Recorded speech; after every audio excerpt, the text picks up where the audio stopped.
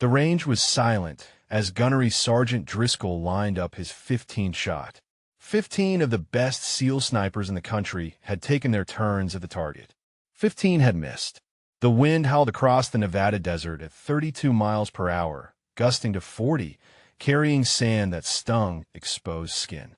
The target sat 4,200 yards away, barely visible even through the high-powered scopes.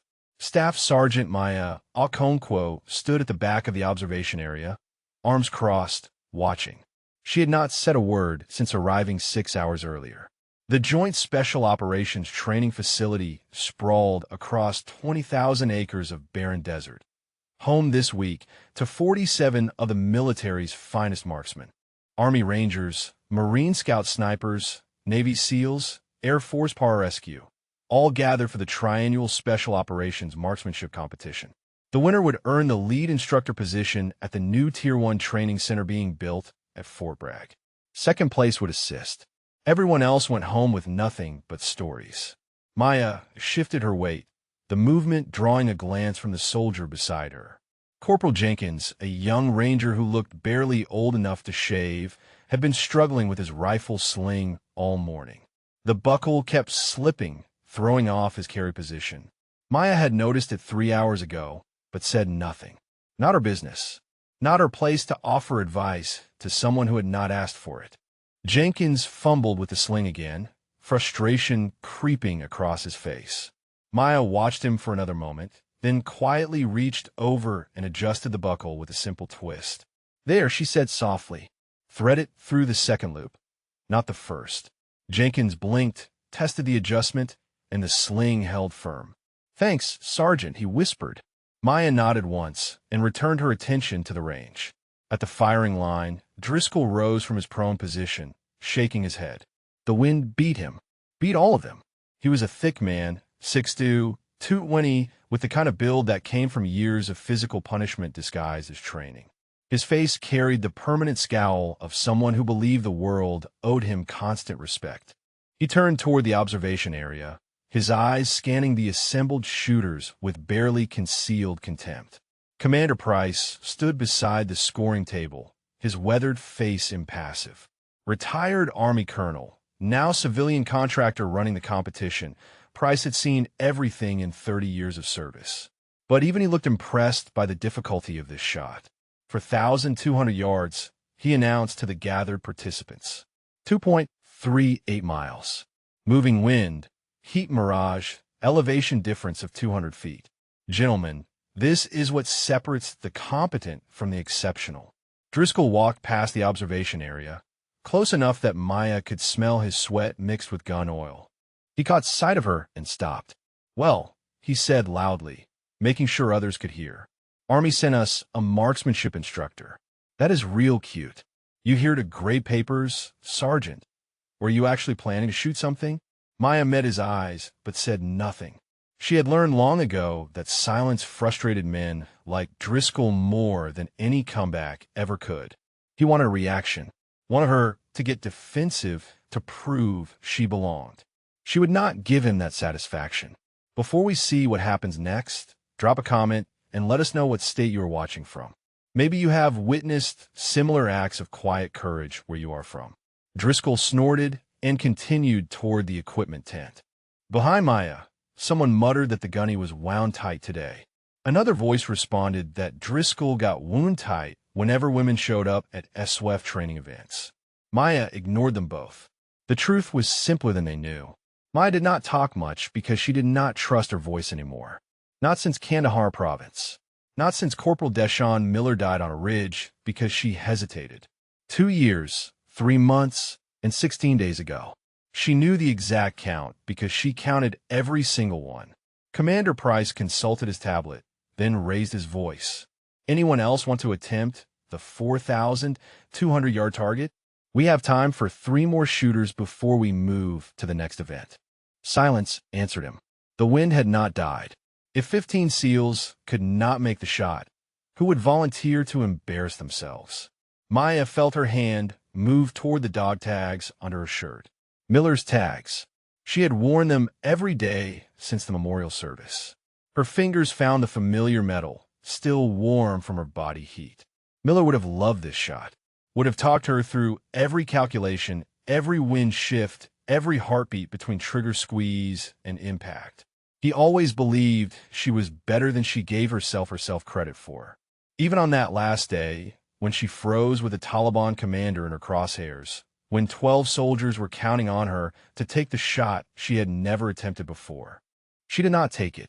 Miller went for the radio instead, moved from cover to get a better signal for air support. The sniper they had not seen put 3 rounds through his chest before Maya even registered the sound. By the time she found the enemy shooter and put him down, Miller was gone. Just gone. And the Taliban commander escaped. She made the safe choice, and it cost everything. Jenkins shifted beside her, his newly adjusted sling working perfectly. He caught her looking and gave a shy smile. "You should shoot, Sergeant," he whispered. "I have seen your qualification scores. You are one of the best in the Army." Maya shook her head slightly. "Just an instructor now," she murmured back. "I teach. I do not compete." That was the lie she told everyone. The truth was darker. She had not taken a shot over 1,000 yards since Miller died. Could not bring herself to settle behind a scope for anything that mattered. Teaching was safe. Controlled ranges, known distances, students whose lives did not depend on her steady hand and clear head. She could live with that. Commander Price checked his watch. "All right then," he called out. "If nobody else wants to try, we will move on to the next phase." Driscoll emerged from the equipment tent, a bottle of water in his massive hand. His gaze found Maya again, and he grinned. "What about you, Army? You going to show us how it is done? Or are you just here for the free chow?" Laughter rippled through some of the SEAL contingent. Maya felt heat rise in her cheeks, but kept her expression neutral. Driscoll took a long drink, never breaking eye contact. "Come on," he pressed. "You are a marksmanship instructor, right? This should be easy for you. Unless maybe those instructor quals are not worth much." The insult was deliberate. Everyone knew instructor qualifications at the Army Marksmanship Unit were among the toughest in the military. Maya had shot expert ratings in every category, had trained soldiers who went on to win international competitions. But Driscoll did not care about facts. He cared about dominance, about making sure everyone knew the SEALs were the best, and anyone else was just playing pretend. Maya found herself stepping forward before she realized she had decided to move. Her boots crunched on the gravel. Every head turned toward her. Commander Price raised an eyebrow. "Sergeant Okonkwo, you are registering an attempt?" Her mouth was dry. Her heart hammered against her ribs. Miller's dog tags felt like they weighed 50 pounds. She heard his voice in her head, calm and steady like always. "You got this, Maya. Trust your training. Trust yourself." She opened her mouth and heard her own voice, quiet but clear, cut through the desert wind. "Yes, sir," she said. "I will take the shot."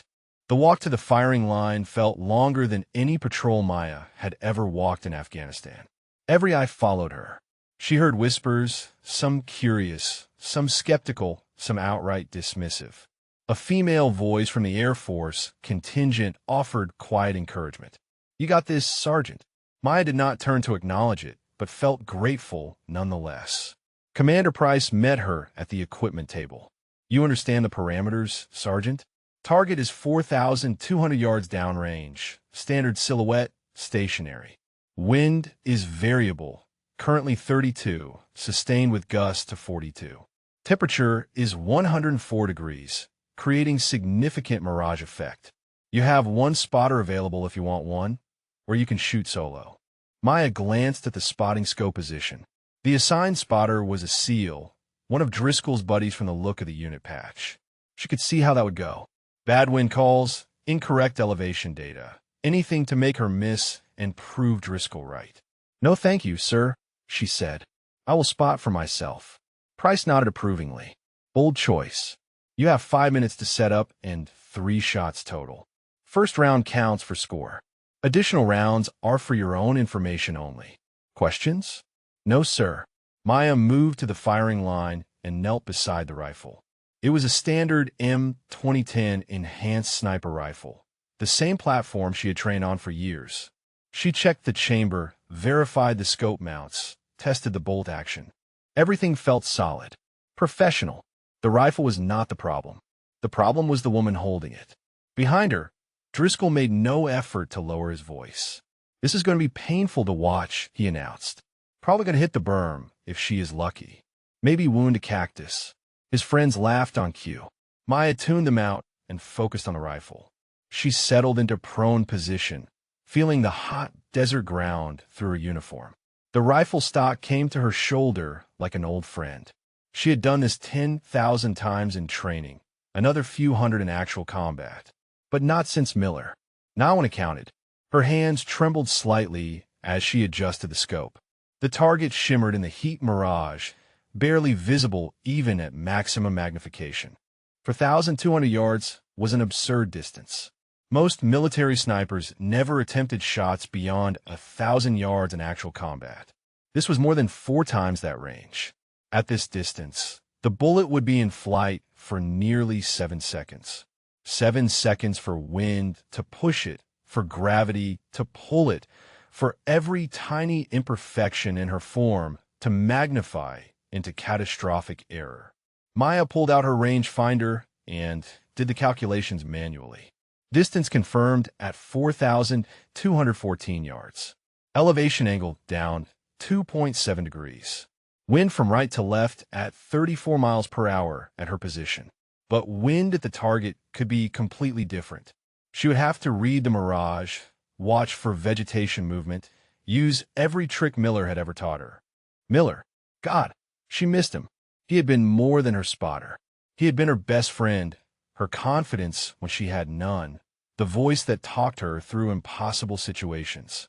Deshaun Miller from Detroit, who joined the Army to escape gang territory and found a family in the infantry, who somehow ended up assigned as her spotter despite having no formal training, just natural talent and unshakable calm.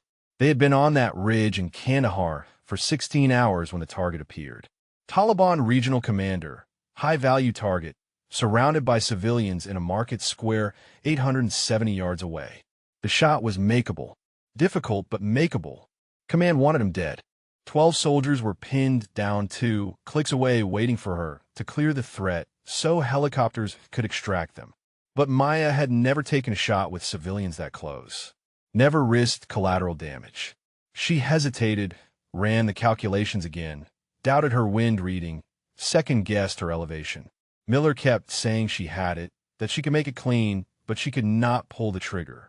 90 seconds of hesitation while Miller finally broke position to call for alternate extraction, and the sniper they had not detected put Miller down permanently. Maya forced the memory away and focused on the present. She checked the mirage again through the scope. The heat shimmer told her the wind at mid-range was slightly less than at her position, maybe 28 miles per hour. At the target, vegetation indicated wind dropping to 22.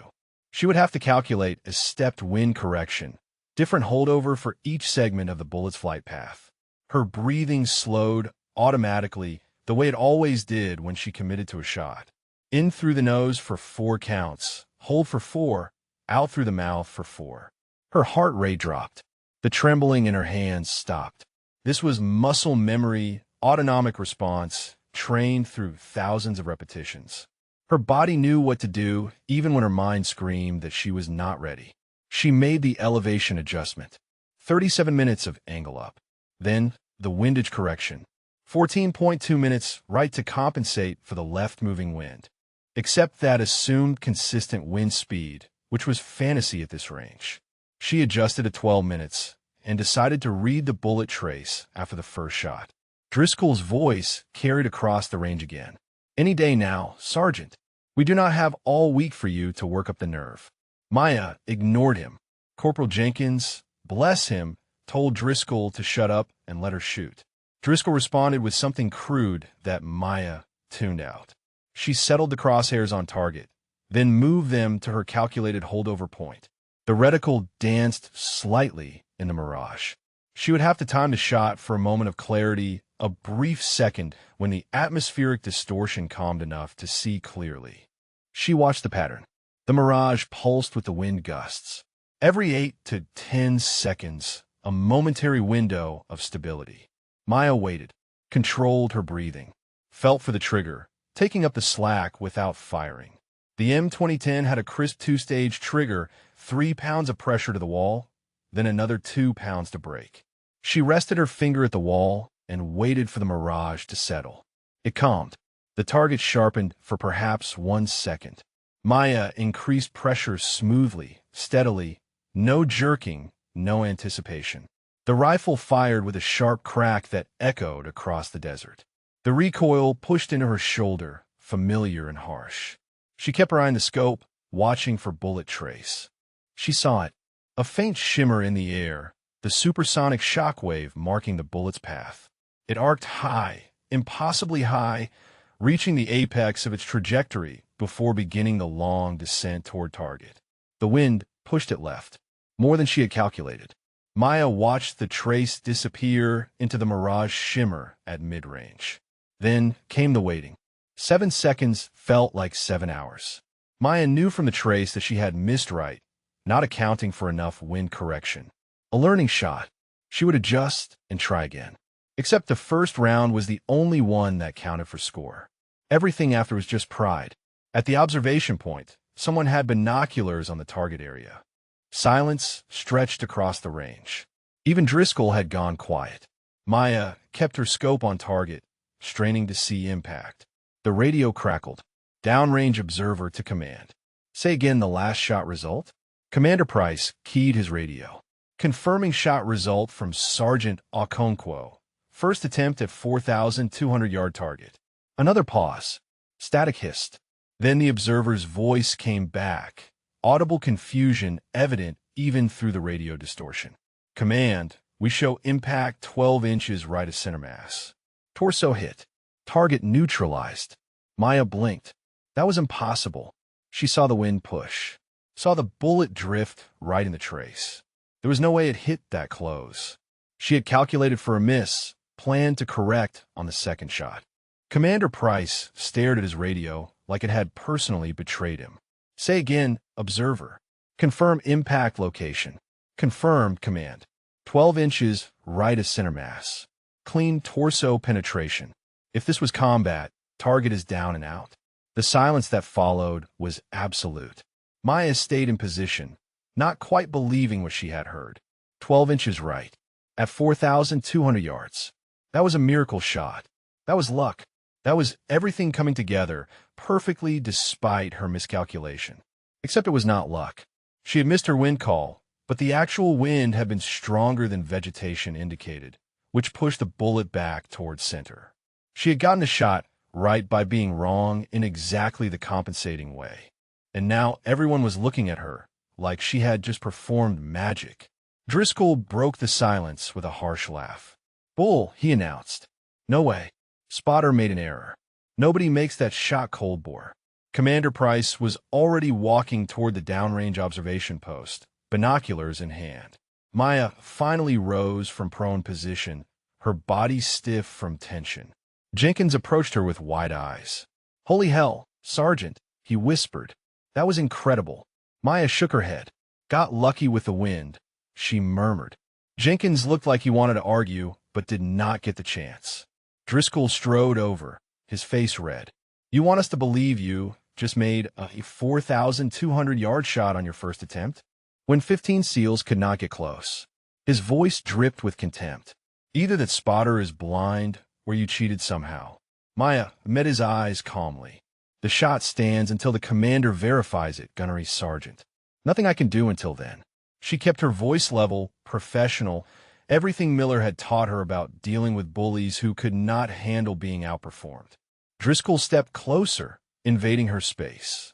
You think you're special? You think one lucky shot makes you belong here? The only reason you are even at this competition is politics. Checking boxes. Making the Army look progressive. Before Maya could respond, Commander Price's voice boomed across the range.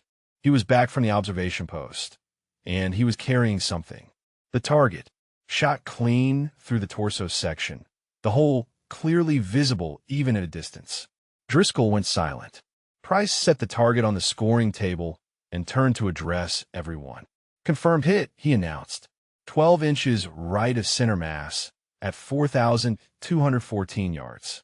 That makes Sergeant Okonkwo the only participant to successfully engage the extreme range target. He paused. Let that sink in. Outstanding shooting, Sergeant. Maya felt something crack inside her chest. Some wall she had built after Miller died.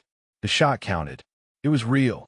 And for the first time in 2 years, she felt like maybe she was still a sniper after all. But when she looked at Driscoll's face, she knew this was just beginning. The celebration was brief and awkward. A few participants congratulated Maya with handshakes and quiet respect.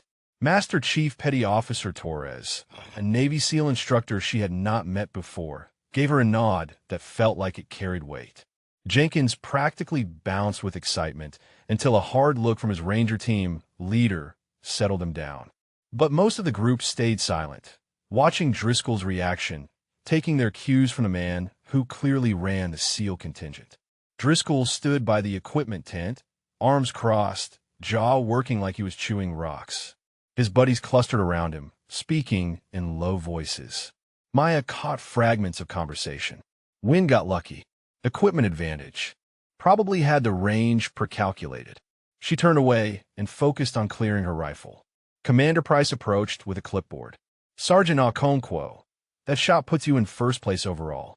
Tomorrow we have the moving target qualification and the unknown distance scenario.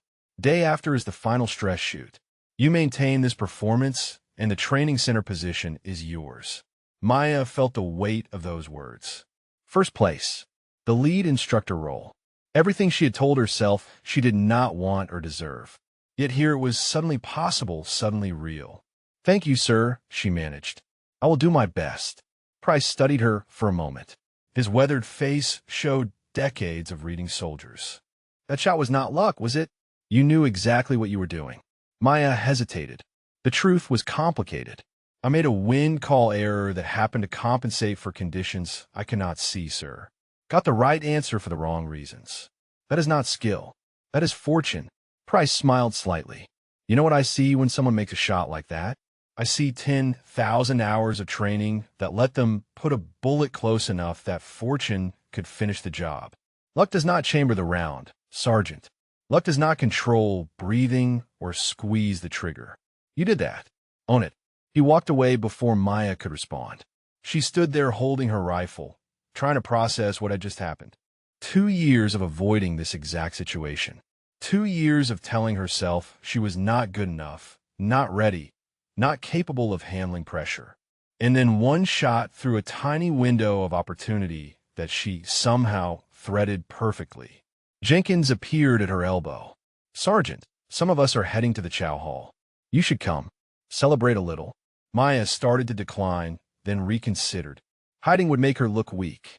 Afraid of Driscoll's reaction. Better to show strength, even if she did not feel it. All right, she said. Lead the way. The dining facility was barely cooler than outside, the air conditioning struggling against the desert heat. Maya grabbed a tray and moved through the line, hyper-aware of the conversations dying as she passed.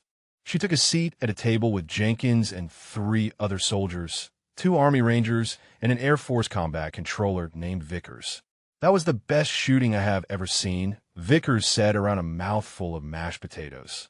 Seriously, Sergeant, where did you train? Army Marksmanship Unit at Fort Benning, Maya replied. Spent 3 years there before moving to instructor duty. But her mind was not on the conversation. It was on the table across the room, where Driscoll sat with his SEAL team, all of them staring at her. Jenkins noticed her distraction. Do not let them get to you, he said quietly. Driscoll has a reputation for being a jackass when things do not go his way. Maya appreciated the support, but knew it was more complicated than that. Driscoll was not just a sore loser. He represented an entire culture that believed women did not belong in special operations. Every time a woman succeeded, it challenged his worldview, made him question everything he thought he knew. One of the Rangers, a staff sergeant named Cordero, leaned forward. I heard Driscoll complaining to Commander Price already, claiming your scope was calibrated differently or something, trying to get your shot invalidated. Maya's stomach tightened. Can he do that? Cordero shrugged. He could try, but Price is not the type to cave to pressure. If the shot was legitimate, it stands. Still, You should watch your gear. Driscoll plays dirty when he feels threatened. The warning settled over Maya like a cold blanket. She had dealt with jealousy before, with men who resented her presence in their units. But never at this level. Never with someone who had the connections and influence that Driscoll apparently possessed. She forced herself to eat, though the food tasted like cardboard. Across the room, Driscoll stood abruptly and headed for the exit. His eyes locked on Maya as he passed her table. He did not speak, but the message in his glare was clear. This is not over. After dinner, Maya returned to her assigned quarters, a basic room in the temporary housing unit. She cleaned her rifle thoroughly, checking every component, every setting. Tomorrow's moving target qualification would be difficult enough without worrying about equipment sabotage. She locked the rifle in the provided security locker and set her phone alarm to wake her early. Sleep did not come easily. The room was hot despite the air conditioning, and her mind would not settle. She kept replaying the shot, analyzing every element, trying to convince herself it was skill and not just fortune. The bullet trace she had seen, the wind correction she had calculated, the mirage pattern she had read. All of it had worked together in a way that felt almost magical. But magic did not exist in marksmanship. Only physics and probability and preparation. Miller had taught her that. He had spent hours drilling her on wind reading, on understanding atmospheric conditions, on trusting her instincts when instruments could not give her answers. She wished desperately that he could have seen that shot, would have loved to hear his quiet pride, his simple statement that he knew she could do it. Her phone buzzed on the nightstand. A text from an unknown number. You got lucky today. Tomorrow you will not. Sleep well, Army. Maya stared at the message. Obviously from someone on Driscoll's team. Childish intimidation tactics. She deleted it without responding and turned off her phone. But sleep felt even further away now.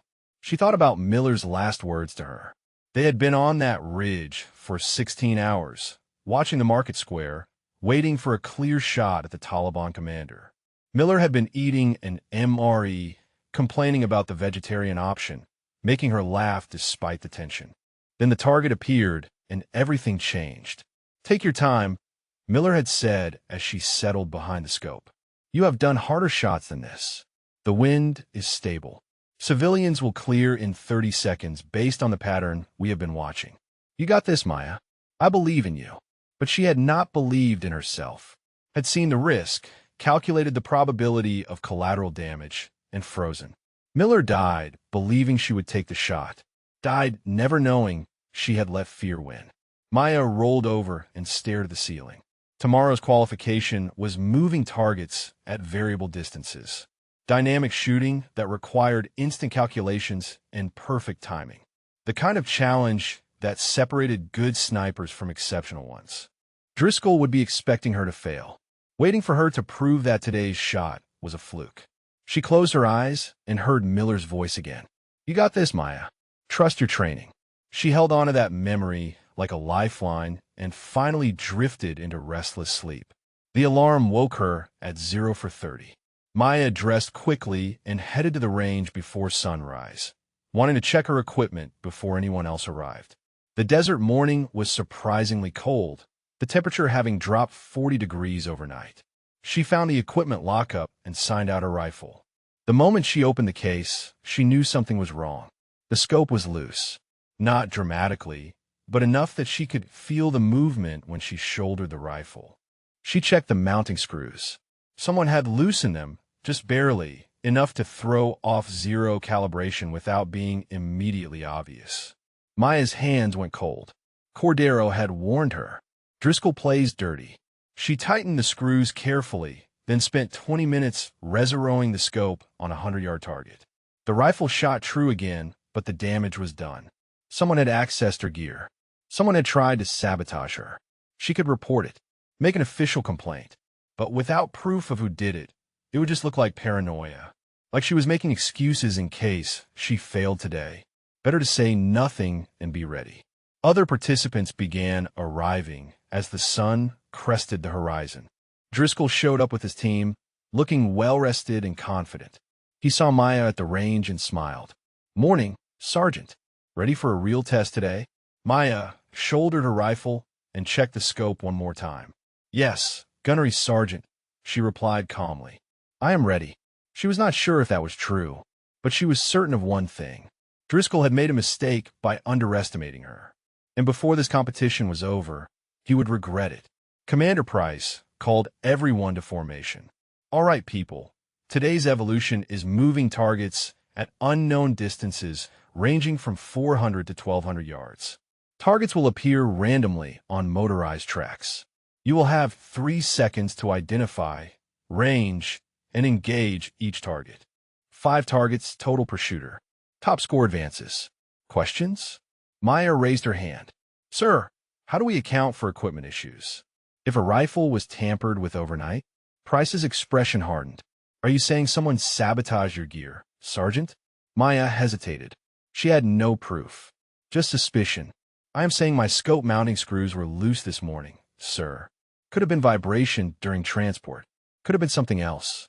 I corrected it. Price looked at Driscoll, then back to Maya. Noted, if anyone has evidence of equipment tampering, report it immediately. Otherwise, we shoot with what we have. He paused. This is special operations, people.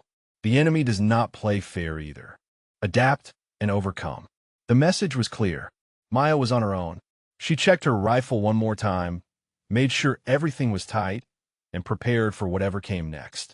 Driscoll stood 20 feet away, watching her with that same predatory smile. Let the games begin. The moving target course was brutal by design. 5 motorized silhouettes programmed to appear randomly across 1,000 yards of desert range, each visible for exactly 3 seconds before disappearing back into concealment. Shooters had to identify the target, estimate distance without a rangefinder, calculate holdover and wind correction, and make the shot before the timer expired. Miss or run out of time, and the target vanished. 0 points. Driscoll shot first. He took his position with the casual confidence of someone who had done this 100 times. The first target popped up at 600 yards, moving left to right at walking speed. Driscoll tracked it smoothly and fired. The target dropped with a solid hit. Second target appeared at 900 yards, stationary. Another clean hit. Third target at 400 yards, moving erratically. Driscoll rushed the shot slightly, but still connected. Fourth target at 1,100 yards. He took an extra second to calculate, fired, and the spotter confirmed another hit. Fifth and final target at 700 yards, moving fast. Driscoll led it perfectly and dropped it with authority. 5 for 5. Perfect score. Driscoll stood and turned toward the observation area with a triumphant grin. He made sure to look directly at Maya. That is how it is done, Army. Think you can match that? The other shooters went next, one by one. Most managed 3 or 4 hits. A few exceptional ones matched Driscoll's perfect score. Torres, the Navy SEAL instructor Maya had noticed earlier, shot 5 for 5 with surgical precision. He caught Maya's eye afterward and gave a small nod of respect. She nodded back, grateful for the silent encouragement. Jenkins shot before Maya, managing 4 hits out of 5. He was visibly disappointed with himself until Cordero reminded him that 4 hits was better than half the shooters had managed. When Jenkins walked past Maya on his way back to the observation area, he whispered, "Good luck." She appreciated it more than he probably knew. Commander Price called her name. "Sergeant Okonkwo, you are up." Maya moved to the firing line, her heart rate elevated but controlled. She chambered around and settled into position, feeling the rifle become an extension of her body. The scope she had reseroed that morning felt solid now, trustworthy. She had tested it 3 times on static targets. It was shooting true. "Ready, Sergeant?" Price asked. Maya nodded. He started the timer. 3, 2, 1, commence fire. The first target materialized at 800 yards, moving right to left at a moderate pace. Maya's mind went into calculation mode automatically. 800 yards meant 4.2 seconds of bullet flight time. Moving target required leading the aim point by approximately 2 feet at this speed. Wind was 6 miles per hour from the right, minimal holdover needed. She put the crosshairs on the target's leading edge and fired. The rifle cracked. Through the scope, she saw the target drop. Hit confirmed. Second target. 500 yards, stationary. This should have been simple. Maya ranged it visually, adjusted her scope, settled the crosshair's center mass. But as she began to squeeze the trigger, the scope shifted. Barely perceptible, but enough. The mounting screws had loosened again under recoil. Someone had not just loosened them. They had damaged the threads so they would not hold under sustained fire. Maya had two choices: take the shot with compromised equipment and likely miss, or waste precious seconds checking and adjusting. The timer showed she had 1.8 seconds left. She made the decision in a heartbeat. Trust the fundamentals. Forget the scope. Use the iron sights. She flipped the scope out of the way and found the backup irons. Point of aim, point of impact at 500 yards would be different without magnification, but she knew this rifle. Had trained with iron sights for years before ever touching a scope. She put the front post on target and fired with 1 second remaining. The target went down. Hit. Third target appeared immediately. 900 yards, moving fast from left to right. Iron sights at 900 yards on a moving target was borderline impossible. The target would look like a tiny, shifting shadow. Maya did not hesitate.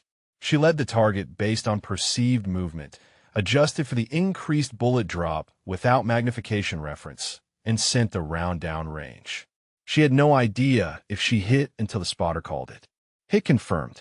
Maya allowed herself 1 second of disbelief before preparing for the next target. Fourth target, 1,100 yards, stationary. The crowd had gone silent. Everyone realized what Maya was doing, shooting iron sights at distances that required optics. It was either incredibly stupid or incredibly skilled, and nobody was sure which. Maya estimated holdover, compensated for wind by feel and observation, and took the shot. The target dropped. 4 for 4. Driscoll's voice cut through the silence. No way. She is not making these shots. Something is wrong with the scoring system. Commander Price ignored him. Fifth target, Sergeant. 60 seconds remaining. The final target appeared at 1,200 yards, the maximum distance for this course. Moving left to right at the fastest speed setting. Maya could barely see it with iron sights. It was a dark blur against the desert background, there and gone in 3 seconds. This shot was pure instinct. No time for calculation. No time for doubt. Just training and trust and muscle memory built through 10,000 repetitions. She tracked the movement, led the target by what felt right, and fired. The recoil pushed into her shoulder. She kept her eye on the target area, straining to see impact. The 3 seconds elapsed. The target disappeared back into concealment. Silence stretched for 5 full seconds. Then the downrange spotter's voice crackled over the radio. Hit confirmed. Target neutralized. That is 5 for 5 with iron sights at variable unknown distances.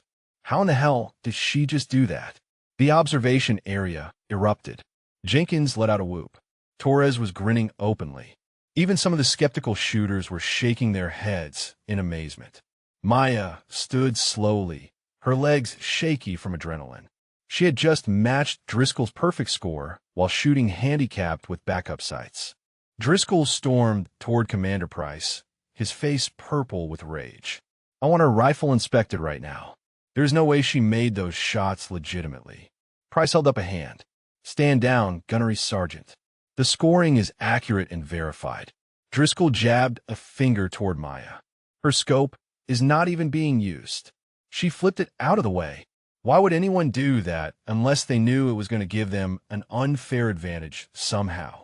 Maya spoke before Price could respond. Because someone loosened my scope mounts overnight, Gunnery Sergeant. They failed under recoil on the second shot. I adapted. That is what we do in combat. We overcome equipment failures and complete the mission. The accusation hung in the air. Driscoll took a step toward her, then seemed to remember they had an audience.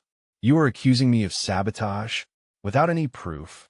That is a serious allegation, Sergeant. Maya met his glare without flinching. I'm not accusing anyone specifically. I am stating a fact. My equipment was tampered with. I reported it this morning. I adapted and still performed. That is all. Price stepped between them. All right, that is enough. Sergeant Okonkwo's performance stands. 5 for 5, matching the top score. He looked at Driscoll.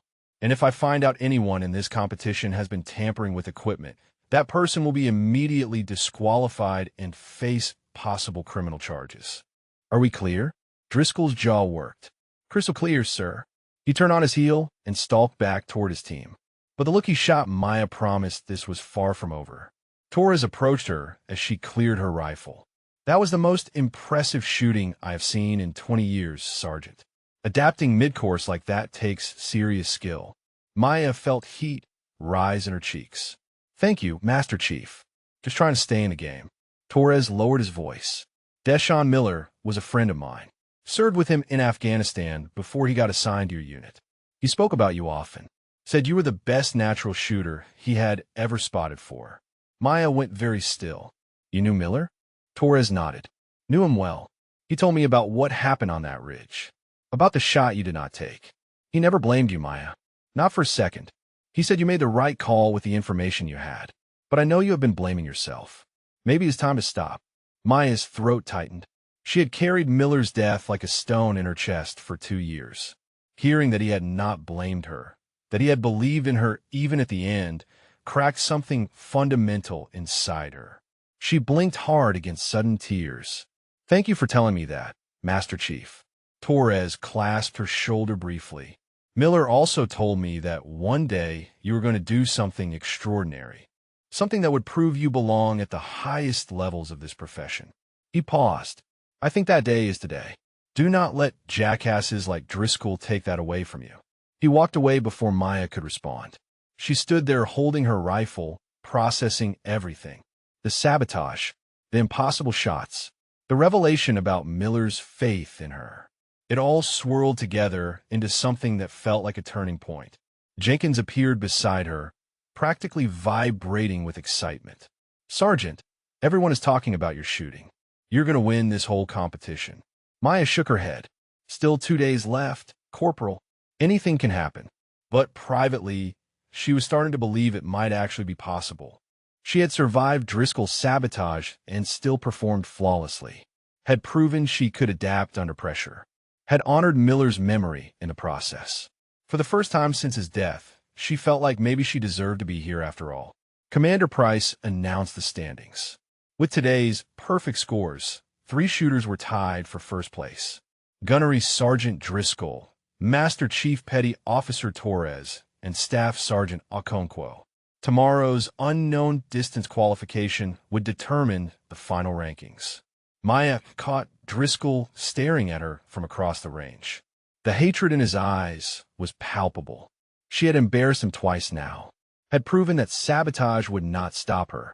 She knew with absolute certainty that tomorrow would be worse, that Driscoll would escalate, that this competition had become personal in a way that went beyond professional rivalry. But she also knew something else. She was done being afraid, done questioning herself, done letting the ghosts of past failures hold her back. Tomorrow, she would show everyone exactly what Staff Sergeant Maya Okonkwo was capable of. And if Driscoll wanted a war, she would give him one he would never forget. Maya woke at 0300 to the sound of her phone buzzing. Another anonymous text. You should quit while you still have some dignity left. Tomorrow is going to expose you for the fraud you are. She deleted it without reading it fully and tried to go back to sleep. Failed. The room felt suffocating despite the air conditioning running full blast. She gave up at 0400 and headed to the equipment lockup early. The guard on duty, a young Army private, logged her in and handed over her rifle case. Maya carried it to a private bay and opened it carefully. The rifle looked untouched. Scope mounts were tight. No visible signs of tampering. She checked anyway, going over every component with meticulous attention. Chamber clean. Barrel clear. Bolt action smooth. Scope alignment perfect. Too perfect. Maya had reseroed yesterday after the sabotage, but she had not had time to do a thorough job. The scope should have been slightly off still, requiring minor adjustments. Instead, it was perfectly calibrated. Someone had been in her case. Someone had fixed what they had broken. The question was why. She spent an hour test firing at the range, confirming 0 at multiple distances. The rifle shot flawlessly. Group sizes were tight. Point of impact, match point of aim at every range she tested. Whatever game Driscoll was playing, it was not simple sabotage this time. It was something more subtle, more dangerous. Other shooters began arriving as the sun rose. Commander Price showed up with coffee and a grim expression. "Sergeant Okonkwo, I need to speak with you privately." Maya followed him to a quiet area behind the equipment shed. Price took a long drink of coffee before speaking. "I received a complaint last night. Official complaint filed through proper channels, alleging that you have been receiving unauthorized assistance during the competition." Maya felt her stomach drop. "From who, sir?" Price grimaced. "Gunnery Sergeant Driscoll. He claims you have been getting range data and wind information from outside sources. That your phone has been receiving texts with ballistic calculations. That your performance is too perfect to be legitimate. That is insane, sir. My phone has been getting threats, not help. Anonymous messages telling me to quit." Maya pulled out her phone to show him, then froze. The threatening texts were gone, deleted, but there were new messages in her inbox. Messages she had never seen before. Messages containing exact range data, wind speeds, and ballistic solutions for yesterday's moving target course. Someone had accessed her phone, planted fake evidence, framed her for cheating. Maya's hand shook as she showed the phone to Price. "Sir, I have never seen these messages before. Someone put them there. This is a setup." Price examined the phone carefully. "The messages say they were received before each of your shots yesterday. They contain accurate data for each target." He looked at her with something that might have been disappointment. "I want to believe you, Sergeant, but this looks really bad."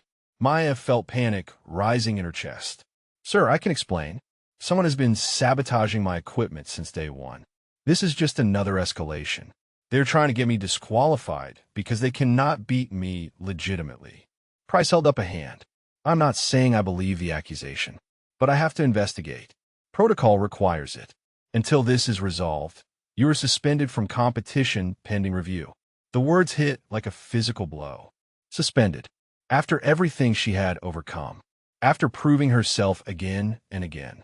Driscoll had finally found a way to stop her that did not require outperforming her. Just destroy her reputation and remove her from competition entirely. "Sir, please, give me a chance to prove this is fake. Let me compete today and investigate after. If I am cheating, my performance will not match without the supposed outside help." Price shook his head. "I cannot do that. The integrity of the competition is at stake. You will sit out today's evolution. If the investigation clears you, you can return for tomorrow's final stress shoot. If not, you're done." Maya wanted to argue, wanted to scream at the injustice of it. But she knew military protocol, knew that once an official complaint was filed, Price had no choice but to follow procedure. She came to attention. "Yes, sir. I understand." She walked back to her quarters in a daze. Jenkins caught up with her halfway there. "Sergeant, what happened? Why are you not at the range?" Maya explained briefly, keeping her voice level despite the rage boiling inside her. Jenkins looked horrified. "That is bull. Everyone knows you're not cheating. We all saw what you did yesterday with iron sights. Nobody gets that good by having someone text them answers." Maya appreciated his faith, but did not change reality. Driscoll has connections, Corporal. He knows how to work the system. And right now, the system is working exactly like he wants it to. She entered her quarters and closed the door before Jenkins could respond. Then she sat on her bunk and tried to figure out how someone had accessed her phone. The answer came quickly. Last night at dinner, she had left her phone on the table when she went to refill her water. Had been gone maybe 90 seconds. Plenty of time for someone to grab it, install spyware, or simply send fake messages and delete the evidence of their access. She had been so focused on watching Driscoll that she had not protected her actual vulnerability.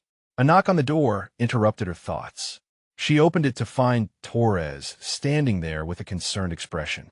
"Heard what happened," he said without preamble. "This is garbage and everyone knows it."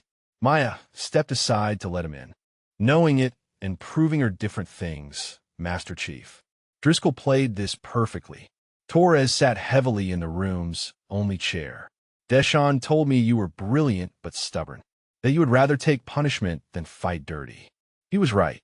But Maya, sometimes you have to fight dirty to survive. She shook her head. I'm not going to stoop to Driscoll's level. That makes me just like him. Torres leaned forward. You think Miller would want you to just accept this? To let Driscoll win through cheating while you take the high road straight to failure? Miller believed in justice, Maya. Real justice. Not the kind that lets bullies win because good people refuse to get their hands dirty. Maya felt anger flare. What are you suggesting, Master Chief? That I plant evidence on Driscoll? Frame him like he framed me? Torres smiled slightly. I am suggesting you use your brain. Driscoll made a mistake.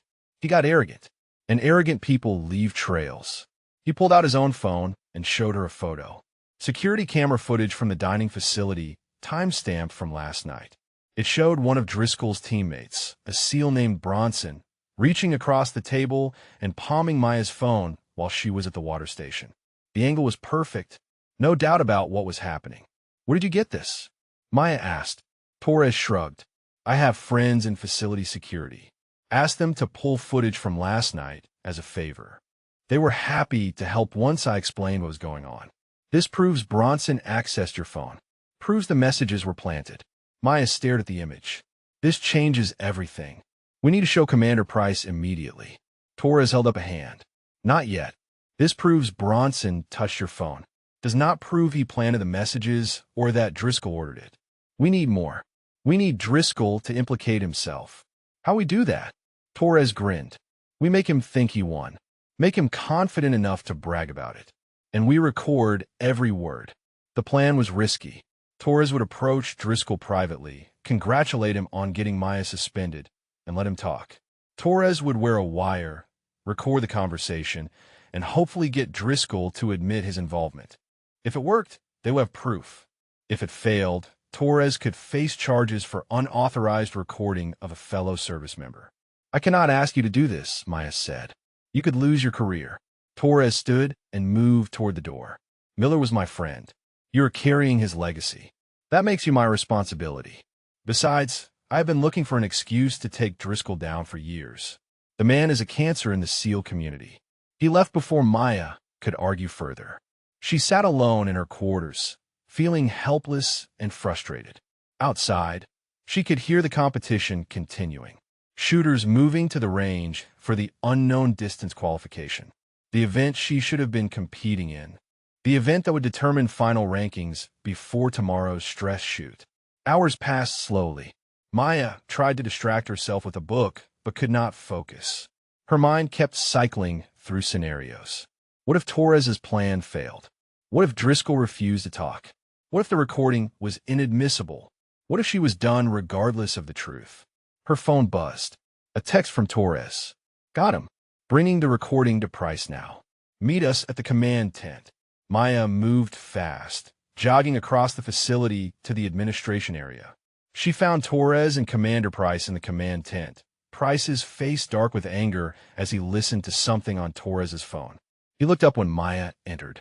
Sergeant Okonkwo, you need to hear this. He played the recording. Driscoll's voice was clear and unmistakable. Yeah, I had Bronson plant those messages on her phone. Stupid army bitch never even noticed. She's suspended now, and I am back in first place where I belong. Price paused the recording. There is more, but that is the relevant section. Driscoll just admitted to orchestrating the frame job. Maya felt vindication wash over her. So I am cleared? Price nodded. Cleared and reinstated. Driscoll and Bronson are both disqualified and facing potential criminal charges for fraud and conduct unbecoming. You will compete in tomorrow's final stress shoot along with everyone else who qualified. But sir, Maya said, I missed today's unknown distance qualification. How can I compete for final standings if I did not complete all the events? Price smiled grimly. Given the circumstances, I am allowing you to shoot the unknown distance course tomorrow morning before the stress shoot. You will have one chance to qualify. Perform well enough, and you stay in contention for first place. Torres clapped her on the shoulder. Told you we would get him. Maya nodded, still processing everything. Thank you, Master Chief, for believing in me, for risking your career. Torres waved it off. Miller would have done the same for me. Now go get some rest. Tomorrow you have to shoot the performance of your life. Maya returned to her quarters as the sun set over the desert. She had been given a second chance, a legitimate opportunity to prove herself. But she had also learned a harsh lesson. In special operations, the enemy was not always across the battlefield. Sometimes the enemy wore the same uniform. And sometimes survival meant being willing to fight just as dirty as they did. She checked her rifle one more time before locking it away. Tomorrow would be the hardest test yet. One chance at the unknown distance course. Then the final stress shoot against the remaining competitors. All while knowing Driscoll's allies were still out there. Still watching. Still hoping she would fail. But Maya was done being afraid. Done doubting herself. Done letting anyone make her feel like she did not belong. Tomorrow, she would show them all exactly who Staff Sergeant Maya Okonkwo really was. And this time, nobody would question whether she deserved to be there.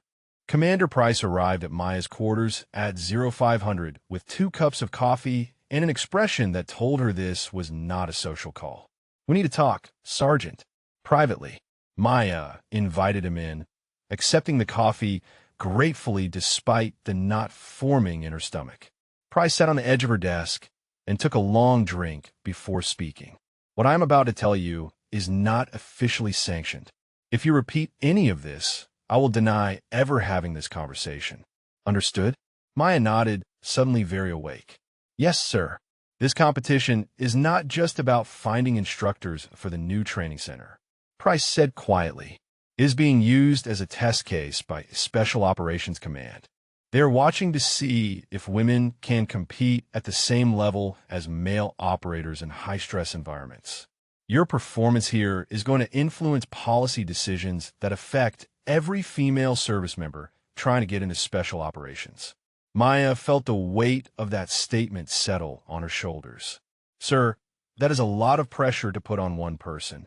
Price smiled without humor. "Welcome to being a trailblazer, Sergeant. It is not fair. It is not right. But it is reality. Every mistake you make will be used as evidence that women do not belong. Every success will be dismissed as an anomaly or luck. You are being held to a standard that no male operator has to meet." "Why are you telling me this?" Maya asked. Price met her eyes. "Because you deserve to know what you are really fighting for.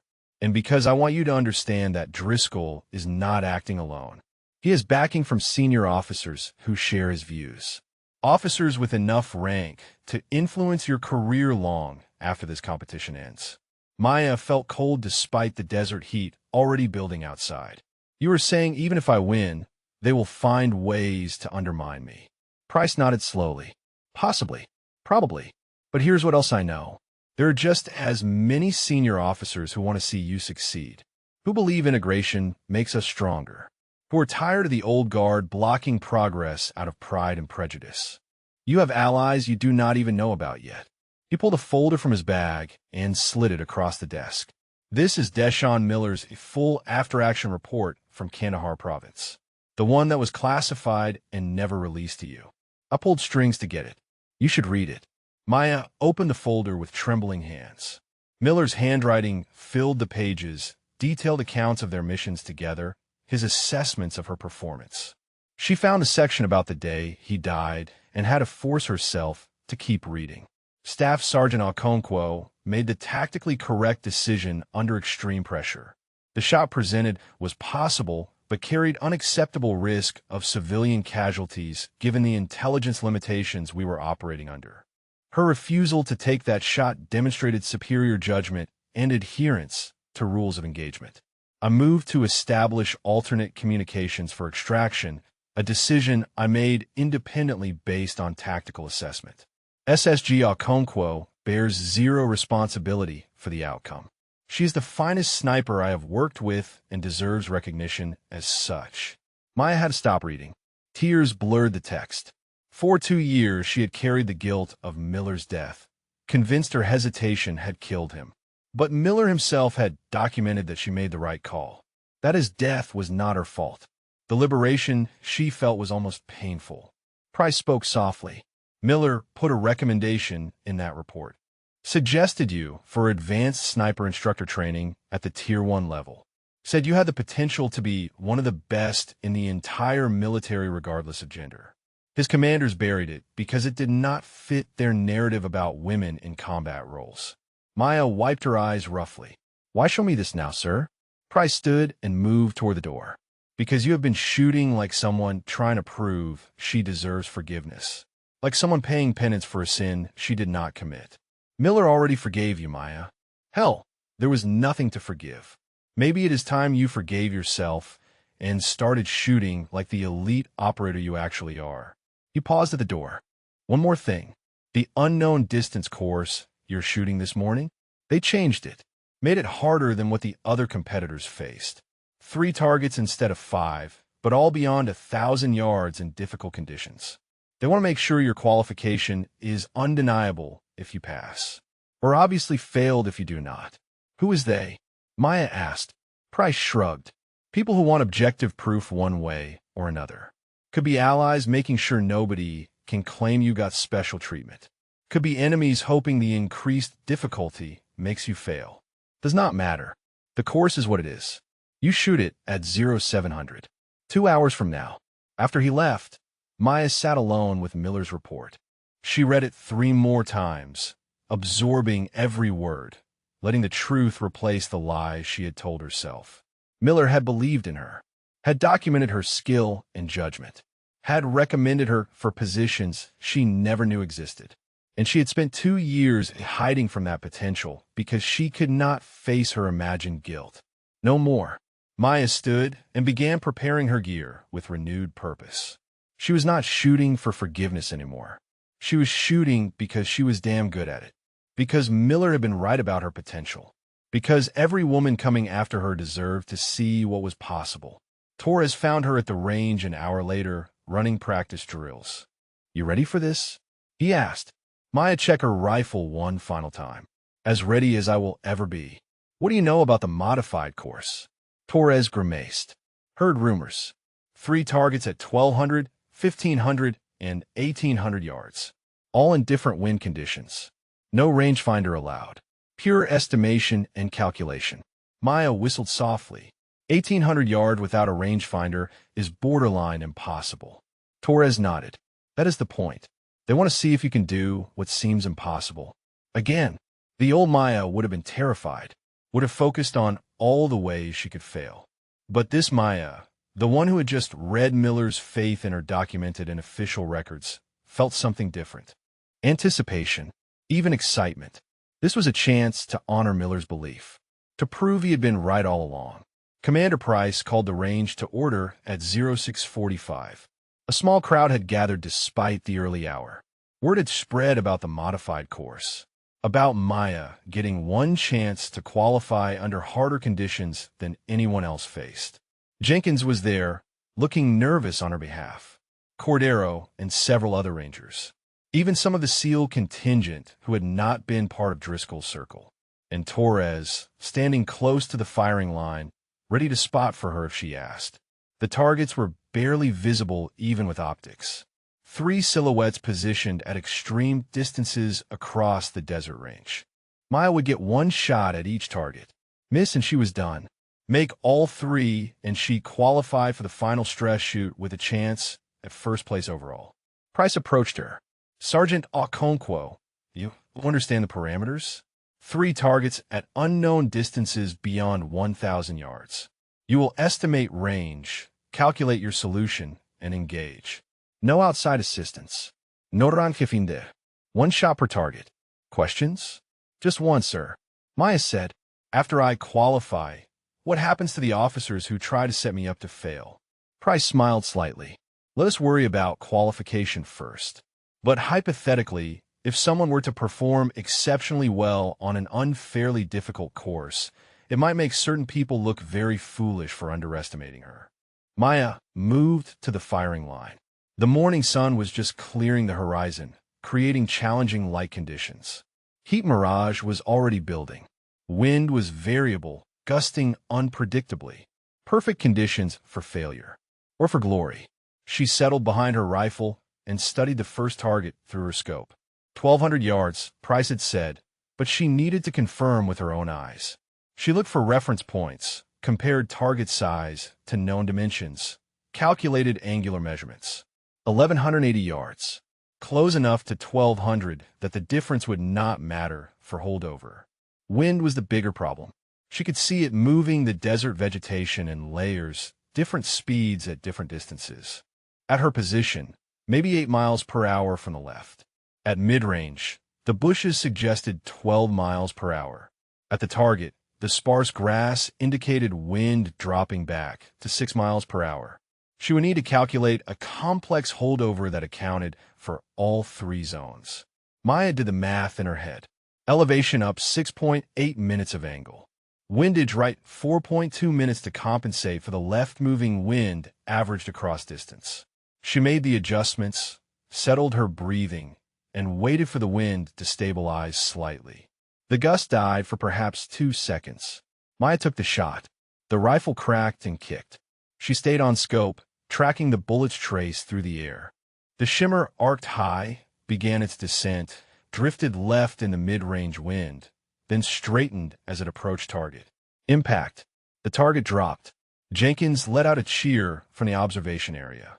Torres nodded approvingly. 1 down. 2 to go. Second target was further. 1,500 yards according to Price, but Maya estimated it closer to 1,480. The distance was less concerning than the terrain. The target sat in a depression, meaning the bullet would be dropping at a steeper angle when it arrived. That changed everything about the ballistics. Maya ran the calculations again, adjusted for the elevation change, the extended flight time, the wind that would have more time to push the bullet off course. She made her adjustments and prepared to shoot, then stopped. Something felt wrong. The numbers were right, but the solution fell off. She recalculated, checked her math 3 times. Everything said to shoot with the current settings. But Miller's voice in her head disagreed. Trust your instincts, Maya. The math gets you close. Instinct gets you on target. Maya adjusted her windage by another half-minute right. Pull a gut feeling. No más semántica justificación. Just 20 years of shooting experience telling her the wind was going to push harder than the visible indicator suggested. She took the shot. The bullet flew. 7 full seconds in the air. Maya watched it arc impossibly high, disappear into the mirage shimmer, reappear as it dropped toward target. The wind pushed it. She held her breath. Impact. Center mass. The target went down. The crowd erupted. Even Price looked impressed. Torres was grinning openly. Maya allowed herself a small smile. 2 down. 1 to go. But the last target was the monster. 1,800 yards. More than a mile. At that distance, the Earth's rotation would affect bullet trajectory. Temperature gradients would bend the bullet's path. 1,000 variables could cause a miss. Maya studied the target for a full minute. Estimated the range at 1,790 yards. Calculated every factor she could think of. Made her adjustments. Then made 3 more adjustments based purely on feel. She settled behind the rifle and found her breathing rhythm. This shot was for Miller. For every person who believed she could not do this. For every woman who would walk this path after her. Maya put the crosshairs where the math and instinct told her, and she fired. The bullet was in flight for almost 9 seconds. Maya stayed on scope, watching the impossible arc. The projectile climbed high, nearly disappearing against the morning sky, then began its long descent toward the target 1,790 yards away. Wind pushed it, gravity pulled it. Mathematics and physics and pure chance all converged in that single piece of copper-jacketed lead. The target dropped. Clean hit. Confirmed by the spotter, downrange, whose voice cracked with disbelief over the radio. That is 3 for 3 at extreme, unknown distances. How is this even possible? The observation area exploded with noise. Jenkins was jumping up and down. Cordero and the other Rangers were whooping. Even Air Force and Navy contingents were cheering. Torres walked calmly to Maya's position and extended his hand. Miller was right about you. That was world-class shooting. Maya stood on shaky legs, adrenaline flooding her system now that the pressure was off. She had qualified. against modified conditions designed to be nearly impossible. 3 perfect shots at distances most snipers never attempted in their entire careers. Commander Price approached with a rare smile on his weathered face. Sergeant Okonkwo, that was the finest display of marksmanship I have witnessed in 30 years of service. You are officially qualified for tomorrow's final stress shoot, and you just moved into first place overall. First place. Maya let that sink in. She had started this competition as a doubted outsider, had faced sabotage, framed jobs, and institutional resistance. And now she was leading the entire field heading into the final event. Thank you, sir, she managed. Price leaned closer and lowered his voice. Between us, certain senior officers are extremely unhappy right now. They expected you to fail this morning. Instead, you just made them look foolish for doubting you. Watch your back tonight. Desperation makes people dangerous. The warning was clear. Maya nodded and began clearing her rifle. Torres stayed close as she worked. I've got eyes on you until this competition ends, he said quietly. Driscoll might be disqualified, but his friends are still here. They know if you win tomorrow, it changes everything for women in SLF. They will try something. Maya checked her rifle chamber one final time. Let them try. I am done being afraid of what they might do. Torres grinned. That is the spirit. Miller will be proud. The rest of the day passed in a blur of preparation. Maya stripped and cleaned her rifle 3 times. Checked every piece of equipment. Tested her ammunition lot for consistency. Ran mental rehearsals of stress shoot scenarios. She ate a light dinner alone in her quarters, avoiding the dining facility and potential confrontations. Jenkins texted her updates on the gossip circulating through the competition. Apparently half the participants thought she was the favorite to win. The other half thought the stress shoot would expose her as having gotten lucky so far. At 2000 hours, Torres knocked on her door. Got a minute? Maya let him in. He carried a worn manila folder that looked like it had been through a deployment or 3. I want to show you something. He opened the folder and pulled out photographs. Deployment photos from Afghanistan. Torres and Miller in full gear, dusty and tired, but smiling at the camera. This was taken 3 days before Miller got assigned to your unit, Torres said. We had just finished a mission that went sideways. Taliban ambush, casualties, the whole mess. Miller saved 4 guys that day with nothing but his rifle and sheer stubbornness. He pointed at Miller's face in the photo. See that look? That is the expression he got when he knew he was doing something important. Something that mattered. Torres pulled out another photo. This one showed Miller alone, sitting on a ridge at sunset, rifle across his lap. He sent me this 2 weeks before he died. Said he was working with the best sniper he had ever met. Said you had a gift that was being wasted on instructor duty because you did not believe in yourself yet. He told me that one day you were going to do something extraordinary, that he just had to keep pushing you until you saw what he saw. Maya stared at the photo, emotion tight in her throat. Miller had believed in her when she did not believe in herself. Had seen potential she could not recognize. Had documented it in official reports and shared it with his friends. And she had spent 2 years hiding from that belief because facing it meant facing the pain of his loss. Torres put the photos back in the folder. Tomorrow is that day, Maya. The extraordinary thing Miller knew you could do. You're going to win this competition. You're going to earn that training center position. And you're going to change the conversation about women in special operations. Not because of politics or quotas. Because you are legitimately one of the best snipers in the United States military. He stood to leave. Get some sleep. Tomorrow starts at 0500 with a stress shoot briefing.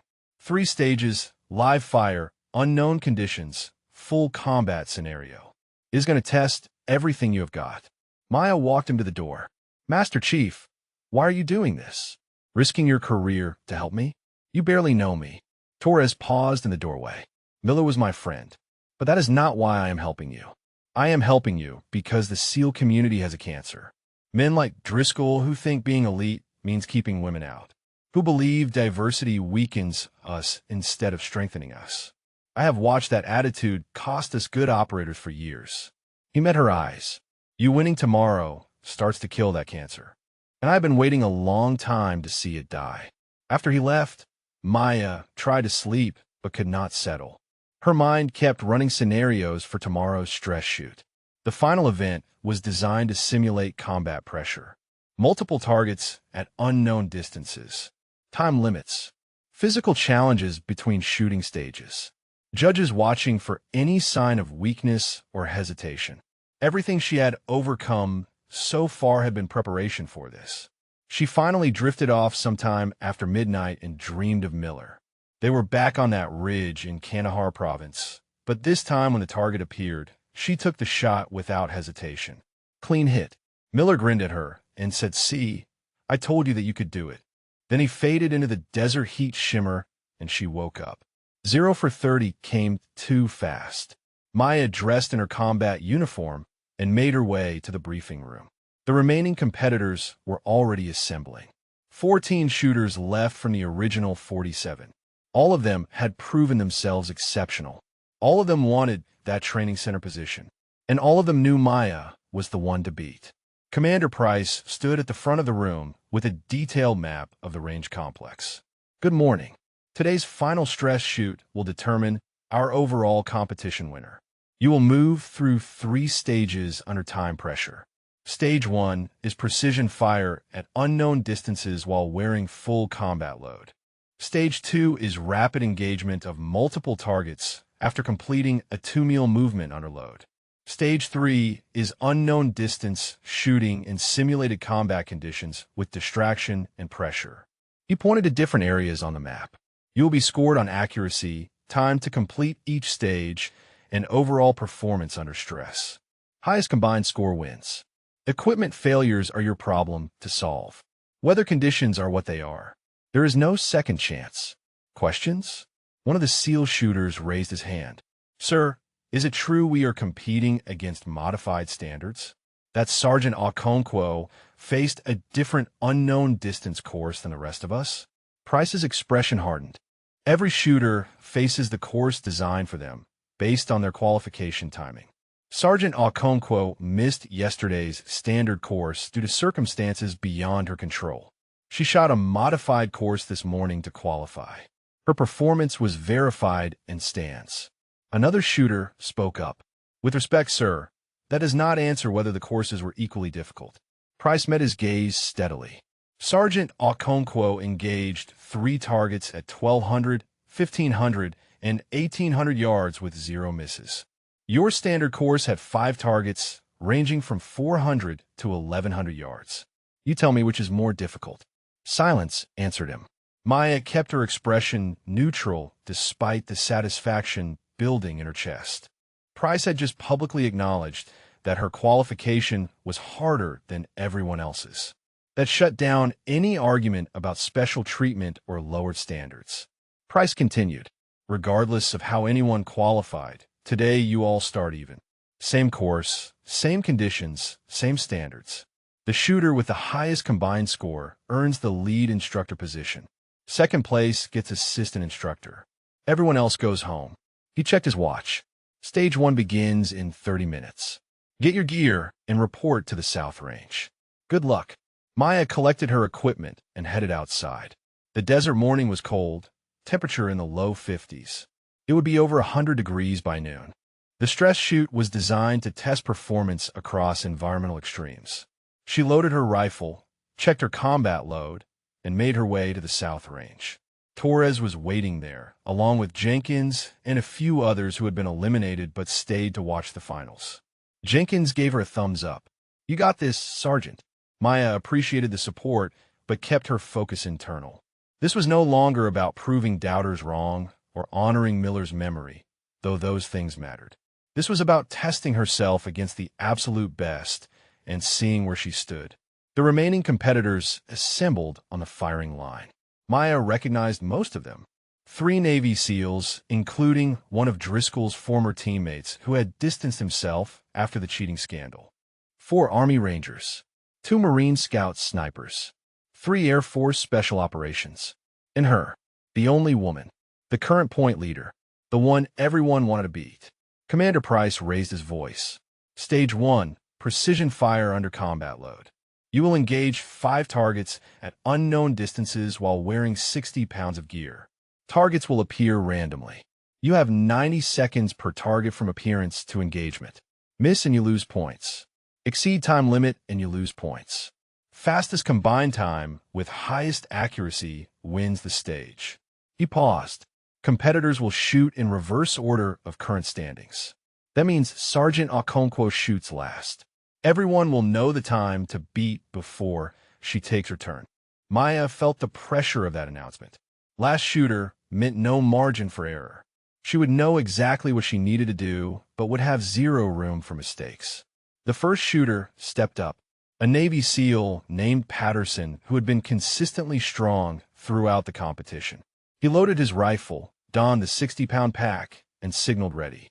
The first target appeared at 600 yards. Patterson ranged it, calculated his holdover, and fired. Hit. 42 seconds. The crowd murmured appreciatively. That was a fast engagement time. Maya watched each competitor shoot, analyzing their techniques, noting their mistakes, calculating what she would need to beat them. The times ranged from excellent to mediocre. Some shooters struggled with the weight of the combat load, throwing off their stability. Others took too long calculating solutions and ran out of time. By the time the 13th shooter finished, the leading score belonged to one of the Marine Scout snipers. 5 hits in a combined time of 3 minutes, 18 seconds. Then it was Maya's turn. She shouldered the 60-pound pack, feeling its weight settle uncomfortably on her frame. She was smaller than most of the male competitors. The load represented a higher percentage of her body weight, making it harder to maintain stability. Just another disadvantage to overcome. Commander Price looked at her. "Ready, Sergeant?" Maya chambered around and nodded. "As ready as I will ever be, sir." He started the timer. Target 1 appeared. Target 1 materialized at 700 yards, partially obscured by desert brush. Maya estimated the distance in 2 seconds, calculated windage in 3 more, adjusted her scope, and fired at 8 seconds elapsed. The target dropped. Hit confirmed. She had beaten Patterson's time on the first engagement by 34 seconds. Target 2 appeared immediately at 1,100 yards, moving slowly left to right. The 60-pound pack pulled at her shoulders, throwing off her natural point of aim. Maya compensated by shifting her body position slightly, letting the weight settle differently. She tracked the moving target, led it by the calculated amount, and fired at 14 seconds. Hit! The crowd murmured. She was maintaining a blistering pace. Target 3 popped up at 400 yards, deceptively close. Close shots were dangerous because they tempted shooters to rush. Maya forced herself to follow the same methodical process. Range estimation, wind calculation, sight picture verification, controlled trigger squeeze. 10 seconds. Hit. 3 down, 2 to go, and she was well ahead of the pace needed to beat the leading time. Target 4 appeared at 1,500 yards, the longest shot of this stage. The combat load made prone position uncomfortable, the pack pushing her head down into an awkward angle. Maya adjusted, found a stable position despite the discomfort, and began her calculations. 1,500 yards meant significant bullet drop. Wind was picking up as the desert heated. She made her adjustments carefully, refusing to rush despite the time pressure. 18 seconds. She fired.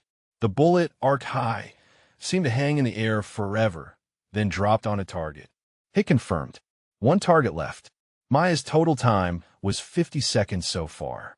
The Marine Scout sniper had taken 3 minutes, 18 seconds total. Even if Maya took a full 90 seconds on this final target, she would still win the stage. But that was not how she operated. Fast was good. Fast and accurate was better. Target 5 appeared at 900 yards on a steep upward angle, forcing her to shoot uphill. The pack weight pulled backward, making the awkward angle even more difficult. Maya planted her feet wider, used her body mechanics to counteract the load, and settled behind the scope. The uphill angle meant less bullet drop than a flat trajectory, but the increased distance to target compensated. She calculated quickly and fired at 16 seconds. Mississippi. The spotter called it immediately.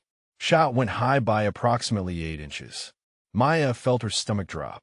She had overcorrected for the uphill angle. The pack weight had thrown off her perception of how much elevation adjustment she needed. And now she had to recalculate and shoot again while the clock kept running.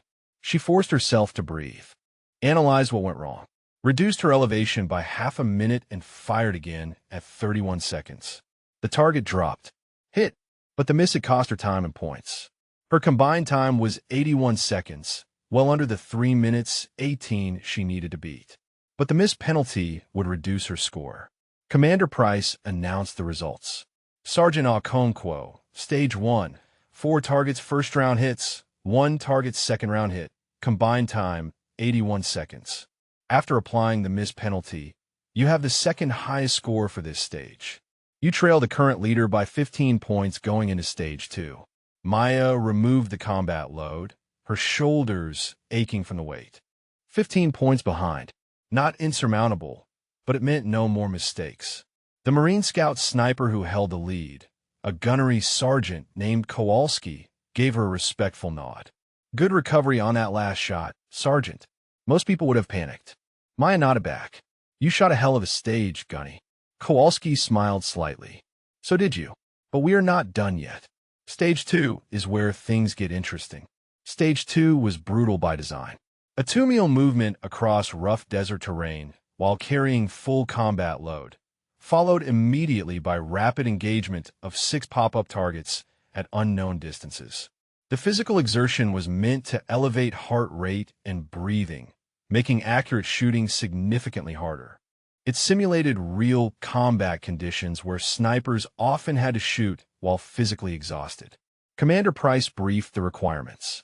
2-meal course with obstacles including a wall climb, low crawl section, and ammunition can carry. Time limit is 25 minutes. Upon reaching the firing point, you will have 60 seconds to engage 6 targets. Hits are worth 10 points each. Fastest time with most hits wins the stage. The competitors would shoot in the same order as Stage 1, meaning Maya would again go last. She watched each shooter struggle with the physical demands. The wall climb was particularly difficult with 60 pounds on your back. The low crawl section through sand left everyone gasping. By the time they reached the firing point, most shooters were breathing hard, hearts pounding, arms shaking from exertion. The best performance so far came from one of the Army Rangers who completed the course in 19 minutes and hit 5 of 6 targets despite obvious fatigue. Kowalski went next last and matched the time, but hit all 6 targets, putting him further ahead in overall standings. Then it was Maya's turn. She started the course at a controlled jog, pacing herself for sustainability rather than speed. The weight of the pack was distributed as evenly as she could manage, but still ground into her shoulders with every step. The first obstacle was the wall climb, an 8-foot barrier that required pulling herself and the 60-pound load up and over. Maya hit it at the 4-minute mark and struggled more than she wanted to admit. Her upper body strength was good but not exceptional. She got over eventually, dropping hard on the other side and continuing. The low crawl section was worse.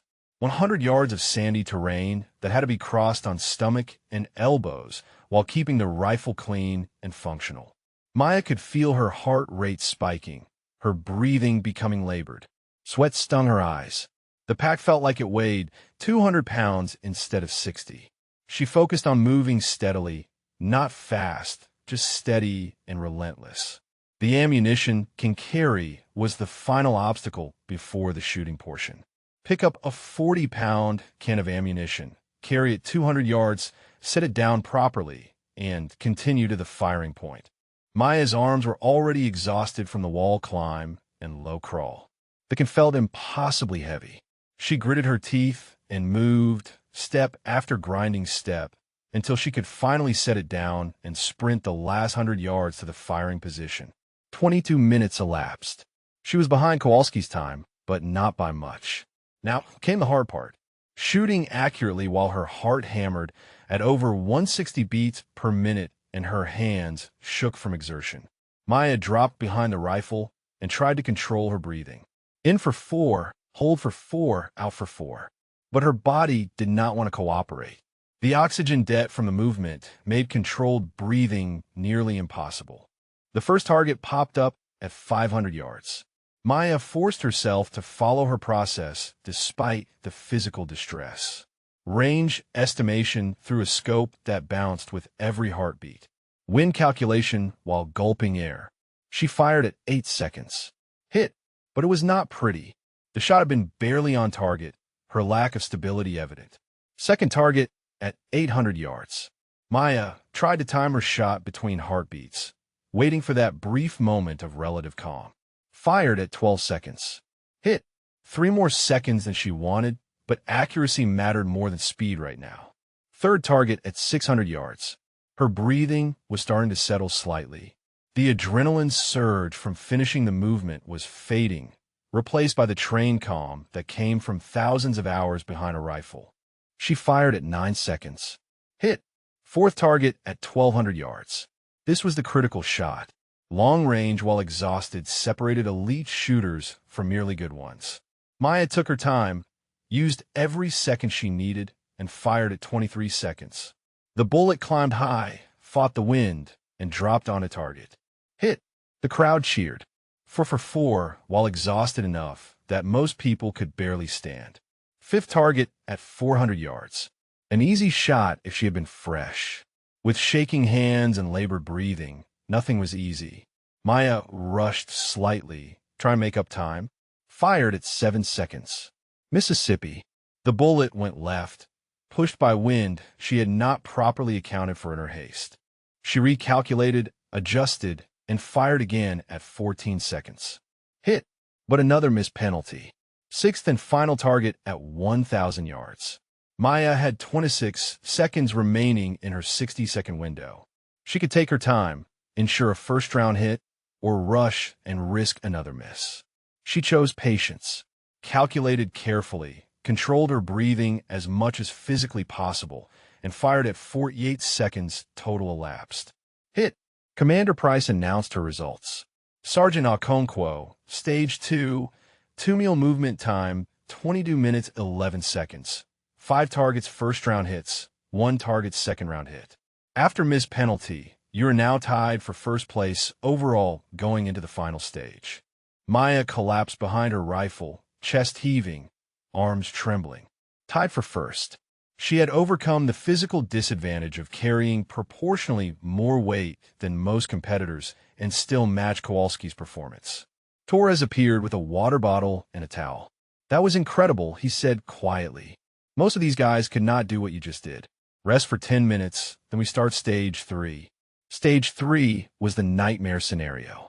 Unknown distance, shooting in simulated combat conditions. Smoke grenades creating obscured sight lines. Loudspeakers blasting recorded gunfire and explosions. Physical distractions, including having to change positions under time pressure. And the distances would be extreme, testing the absolute limits of each shooter's capability. Commander Price gathered the remaining competitors. Stage 3 is the tiebreaker. Sergeant Okonkwo and Gunnery Sergeant Kowalski are tied for first. Everyone else is mathematically eliminated from the lead position, but can still compete for second place in the assistant instructor role. He paused for emphasis. You will engage 3 targets at unknown distances exceeding 1,000 yards. You will do so while dealing with simulated combat stress, including smoke, noise, and required position changes between shots. Scoring is based solely on accuracy. First-round hits on all 3 targets wins. Any miss, and you lose. This is sudden death, single elimination. Highest remaining shooter takes first place. Maya felt the weight of that announcement. 3 perfect shots under the worst possible conditions. No margin for error. No second chances. Everything came down to this. Kowalski looked at her across the range. His expression was respectful but determined. He wanted this as badly as she did. Commander Price looked at both of them. Gunnery Sergeant Kowalski, you will shoot first as the lower-ranked service member. Sergeant Okonkwo will shoot second. He checked his watch. We begin in 5 minutes. Maya used the time to center herself. This was it. The moment everything had been building toward. 3 shots that would determine if she won the competition and earned the training center position. 3 shots that would influence policy decisions about women in special operations. 3 shots to prove Miller had been right about her all along. She closed her eyes and heard his voice one more time. "You got this, Maya. Trust your training. Trust yourself." She opened her eyes and picked up her rifle. Time to show them what Staff Sergeant Maya Okonkwo could really do. Gunnery Sergeant Kowalski stepped to the firing line as smoke grenades ignited across the range. Gray clouds billowed upward, cutting visibility by half. The loudspeakers erupted with recorded battle sounds. Automatic weapons fire, explosions screaming, the chaos of combat compressed into audio assault. Kowalski settled behind his rifle with practiced calm, seemingly unbothered by the noise and smoke. The first target appeared through the haze at 1,300 yards. Kowalski spent 20 seconds calculating, adjusting for the reduced visibility and swirling smoke that affected wind reading. He fired. The spotters confirmed a hit. "One down." Commander Price's voice cut through the loudspeaker noise. "Shooter, move to position 2. Kowalski had to break down his shooting position, move 50 yards to a new location while carrying all his gear, and re-establish his shooting platform. The clock kept running. Physical exertion combined with mental calculation and environmental stress. Kowalski made the move in 40 seconds and settled into the new position. Target 2 appeared at 1,600 yards, barely visible through the smoke. The wind had shifted during Kowalski's movement, requiring fresh calculations. He took his time, nearly a full minute before firing. Hit confirmed. 2 for 2. The crowd watched in tense silence. Kowalski was shooting clean. If he made the third shot, Maya would have to match his performance perfectly just to force a tiebreaker. Position change again. This time, Kowalski had to climb a berm, move 70 yards, and shoot from an elevated position. The smoke was thicker here, the loudspeaker noise deafening. He established his position and waited for the third target. It appeared at 1,800 yards, the same distance as Maya's longest shot from yesterday's qualification. Through smoke, with battle noise. After physical exertion, Kowalski took almost 90 seconds to calculate his solution. The crowd grew restless. Maya could see him struggling with the visibility, trying to read wind through smoke that obscured all the normal indicators. He made his adjustments and fired. The bullet disappeared into the gray haze. Everyone waited for the spotter's call. Hit confirmed. 3 for 3. Kowalski had shot perfect. The observation area erupted with applause. Kowalski stood and accepted congratulations from nearby shooters. He had just executed a flawless performance under nightmare conditions. Maya felt her stomach clench. She had to match that. 3 perfect shots with 0 mistakes. Anything less, and she lost everything.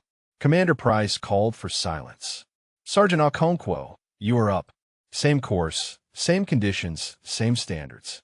3 targets at unknown extreme distances, 2 mandatory position changes, simulated combat environment. You know what you need to do."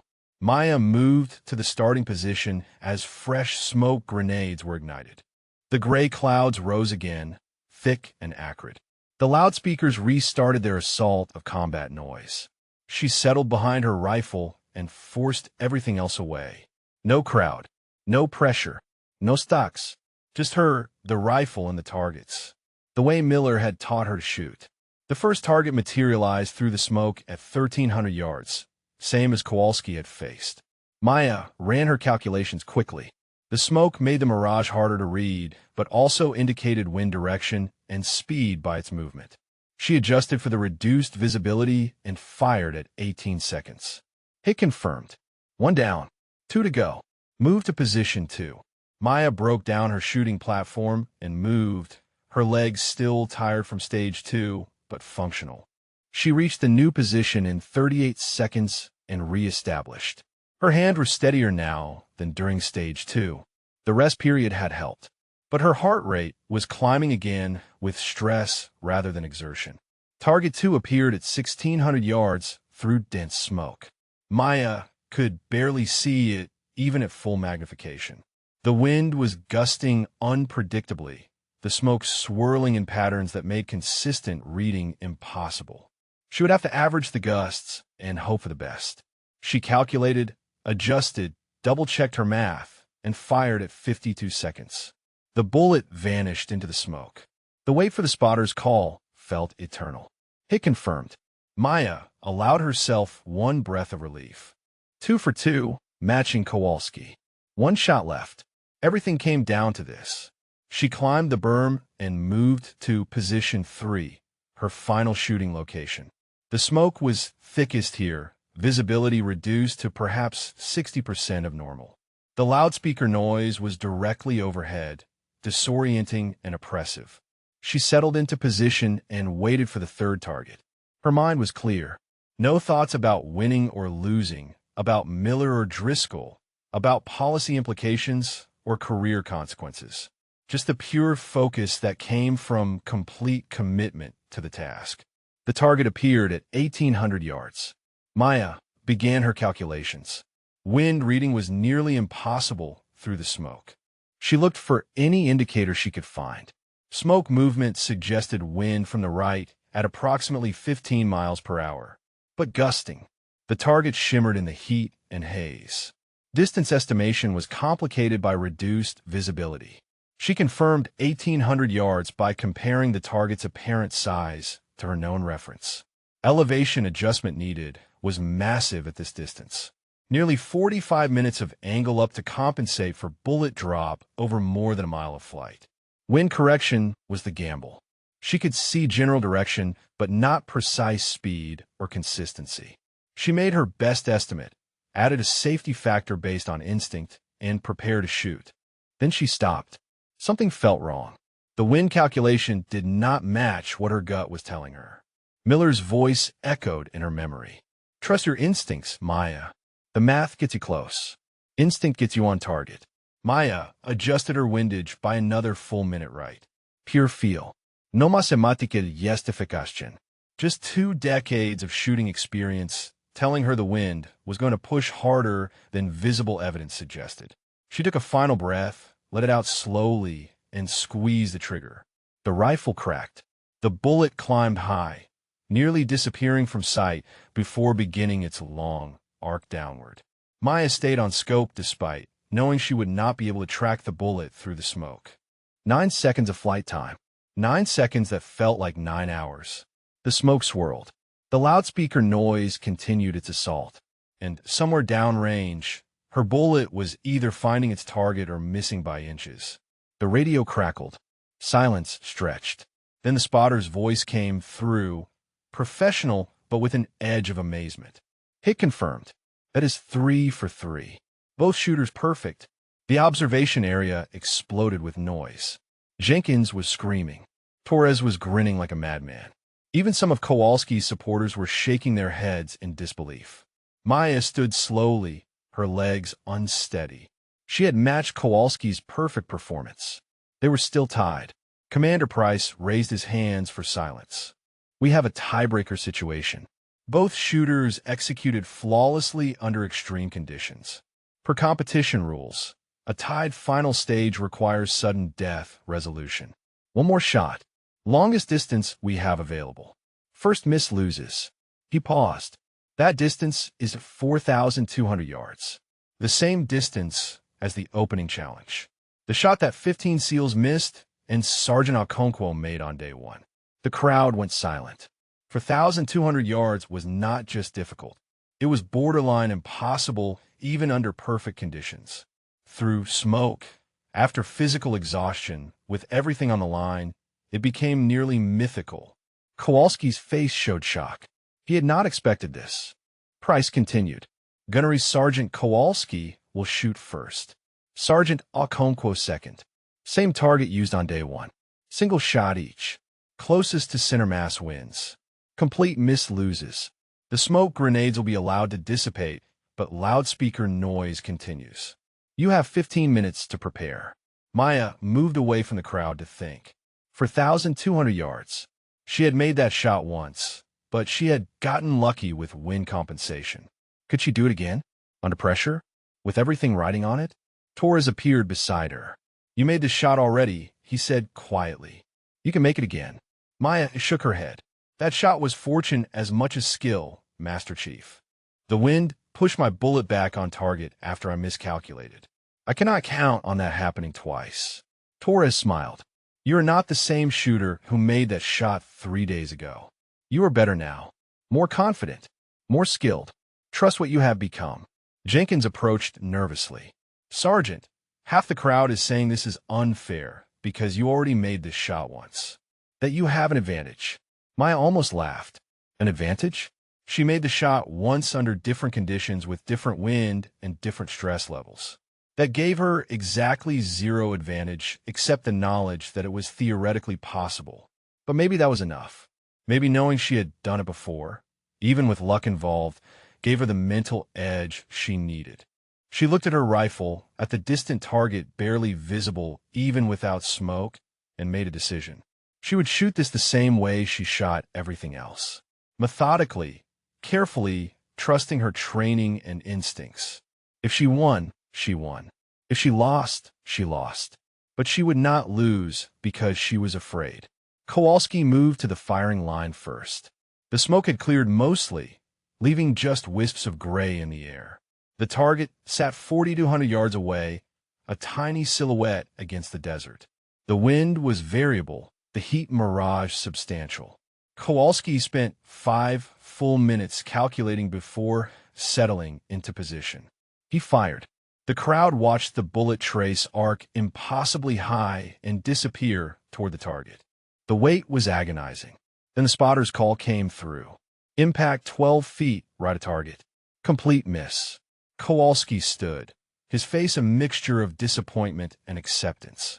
He had given everything and come up short on an impossible shot. That meant if Maya could hit anywhere on the target, even the edge, she won. A complete miss would hand victory to Kowalski based on previous stages. Maya moved to the firing line. The same spot where she had started this journey 3 days ago. The same impossible distance. But she was not the same person who had fired that first shot. She had faced sabotage, overcome doubt, proven herself again and again. She had read Miller's words, learned he had never blamed her, begun to forgive herself for sins she had not committed. She settled behind the rifle and found the target through her scope. For 1,200 yards. The wind was 35 miles per hour from the right, gusting to 40. Heat mirage made the target dance. Every variable screamed that this shot was impossible. Maya calculated anyway, made her adjustments, trusted her math and her instinct in equal measure. Then she thought of Miller one last time, heard his voice telling her she could do this, saw his face in that photograph Torres had shown her, the expression of a man who knew he was doing something important. This shot was important, not because of the competition or the training center position, because it represented everything Miller had believed she could become. Maya fired. The bullet climbed into the Nevada sky and began its long journey toward glory or defeat. The bullet was in flight for 7.3 seconds. Maya stayed on scope, tracking the faint shimmer of the supersonic shockwave as it arced across the desert. The trajectory looked good. High enough to clear the distance, angled to compensate for wind. But at 4,200 yards, a millimeter of deviation at the muzzle became feet of error at the target. She had done everything right. Now physics and fortune would decide the rest. The crowd was silent. Even the loudspeaker noise had been cut, leaving only the desert wind and the collective held breath of 47 spectators. Torres stood motionless. Jenkins had his hands clasped like he was praying. Kowalski watched with professional detachment, already accepting whatever outcome came. The radio crackled. The downrange spotter's voice came through, slow and deliberate. Impact confirmed. Target hit. Upper torso, 8 inches left of center mass. The observation area erupted. Jenkins jumped so high he nearly fell over. Torres let out a Navy hoo-yah that echoed across the range. Even some of the eliminated competitors were cheering. Maya stood slowly, not quite believing what she had just heard. She had made the shot. Again, under pressure, with everything on the line, she had threaded a bullet through 4,200 yards of variable wind and hit an 18-inch torso target. Commander Price approached, hand extended. Sergeant Okonkwo, congratulations. You are the overall winner of the Special Operations Marksmanship Competition. The lead instructor position at the new training center is yours. Maya shook his hand, her mind struggling to process the magnitude of what had just happened. She had won, against elite operators from every service branch, against sabotage and frame jobs and institutional resistance, against her own doubt and guilt. She had actually won. Kowalski approached next, offering his hand with genuine respect. That was exceptional shooting, Sergeant. You earned this. Maya shook his hand gratefully. You pushed me to be better, Gunny. Thank you for that. Kowalski smiled. I hope you remember that when you're teaching our next generation. Some of us actually want to see standards raised, not lowered. Good luck at the training center. The crowd converged on Maya with congratulations. Jenkins was babbling about how he knew she would win. Cordero and the other Rangers offered firm handshakes and nods of respect. Even some of the SEAL contingent who had been skeptical acknowledged her performance. Torres hung back, letting the others have their moment, but his grin said everything. Commander Price called for attention. We will have a formal awards ceremony at 1800 hours tonight. Until then, you are all released. Get cleaned up, get some food, and prepare for the presentation. He caught Maya's eye. Sergeant Okonkwo, I need to see you in my office in 1 hour. Alone. The crowd dispersed slowly. Maya cleaned her rifle methodically, her hands moving through the familiar motions while her brain tried to catch up with reality. She had won the most prestigious marksmanship competition in special operations, had proven that a woman could compete at the highest levels, had honored Miller's belief in her. The weight of it all felt almost crushing. Torres appeared at her side as she finished cleaning. Miller would have been losing his mind right now, he said quietly. Would have been telling everyone who would listen that he knew you could do it. Maya blinked hard against sudden tears. I wish he could have seen it, Master Chief. Torres put a hand on her shoulder. He saw it before it happened. That is even better. He believed in you when you did not believe in yourself. That took more faith than watching you prove him right. 1 hour later, Maya presented herself at Commander Price's office. He was waiting with coffee and a serious expression that immediately put her on guard. Sit down, Sergeant. We need to talk about what happens next. Maya sat, accepting the coffee but not drinking it. What happens next, sir? Price leaned back in his chair. You won the competition fair and square. The training center position is yours if you want it. But you need to understand what you are walking into. The old guard is furious. They wanted you to fail, needed you to fail. Your success undermines their entire narrative about women in special operations. I'm aware, sir, Maya said carefully. Price nodded. I know you are. But what you might not be aware of is how far some of them are willing to go to protect that narrative. I have already received 3 requests to invalidate your win on technicalities, claiming the tiebreaker distance was unfair because you had shot it before, claiming your equipment modifications after the sabotage gave you an advantage, claiming a dozen other excuses that do not hold water but show how desperate they are. Maya felt anger building. Can I actually do that, sir? Can I take this away after I won legitimately? Price shook his head. Not officially. I have documented everything. Your win is ironclad. But they can make your life hell in other ways. They can ensure you get the worst students. They can slow roll resources for your program. They can spread rumors and create obstacles that make success nearly impossible. So what are you saying, sir? That I should decline the position? Price smiled slightly. No. I am saying you should take the position and fight for it every single day. Because that is what changing a broken system requires. It is not enough to be good. You have to be undeniable. And you have to be willing to endure resistance that male operators will never face. Maya thought about that. Thought about Miller and everything he had believed she could become. Thought about every woman who would come after her, facing the same resistance and doubt. Someone had to go first. Someone had to kick down the doors and take the hits so others could follow. I will take the position, sir, and I will make it work. Price nodded approvingly. I thought you would say that. So here is what you need to know. The training center opens in 3 months. You will have authorization to recruit 2 assistant instructors of your choosing. I recommend you pick people who believe in the mission, not just people who are good shooters. He slid a folder across his desk. These are your initial resources and budget. It is not much, but it is a start. Maya opened the folder and scanned the contents. The budget was tight, the timeline aggressive, the expectations enormous. It was exactly the kind of impossible challenge she had been preparing for her entire career. When do I start, sir? Price checked his watch. Officially, you start after terminal leave from your current assignment. Realistically, you start now. Use the next 3 months to build your program, recruit your team, and prepare to prove every doubter wrong. There's one more thing. Price pulled out another folder, this one marked classified. Special Operations Command has been watching this competition closely. Your performance caught the attention of some very senior people. Good people who want to see integration succeed. They have authorized a special project that I think you should know about. He opened the folder and showed Maya the contents.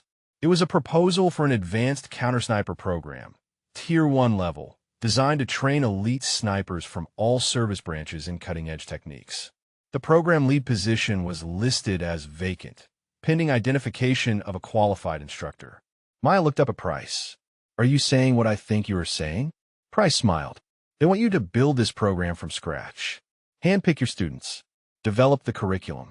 Create the next generation of elite snipers for special operations. It is a bigger job than the training center position. Higher profile, more responsibility, and about 100 times more scrutiny. But if you pull it off, you will have fundamentally changed how this military approaches sniper training. Maya stared at the proposal, her heart racing. This was beyond anything she had imagined. A chance to influence special operations at the highest levels. To build something that would outlast her career and benefit countless operators to come. It was also terrifying. The pressure would be immense. The resistance fierce. Failure would be very public and very damaging. But Miller's voice was in her head again. You are destined for greatness, Maya. Do not be afraid of it. She looked at Commander Price. I will do it, sir. Both programs. The training center and the counter-sniper project. Whatever it takes. Price laughed. I was hoping you would say that, because I already told Sockham you would accept. He stood and extended his hand. Congratulations, Sergeant Okonkwo. You are now the most scrutinized sniper instructor in the United States military. Do not screw it up.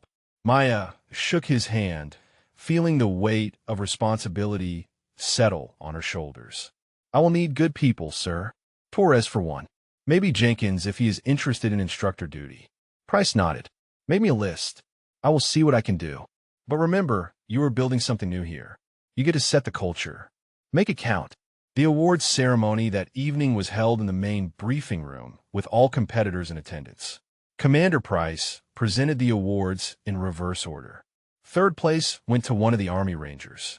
Second place to Kowalski, who accepted with grace and professionalism. Then Price called Maya forward for first place. The crowd stood and applauded. Even some of the skeptics joined in, won over by her undeniable performance. Price handed her the trophy, a simple but elegant piece recognizing her as the top marksmanship competitor.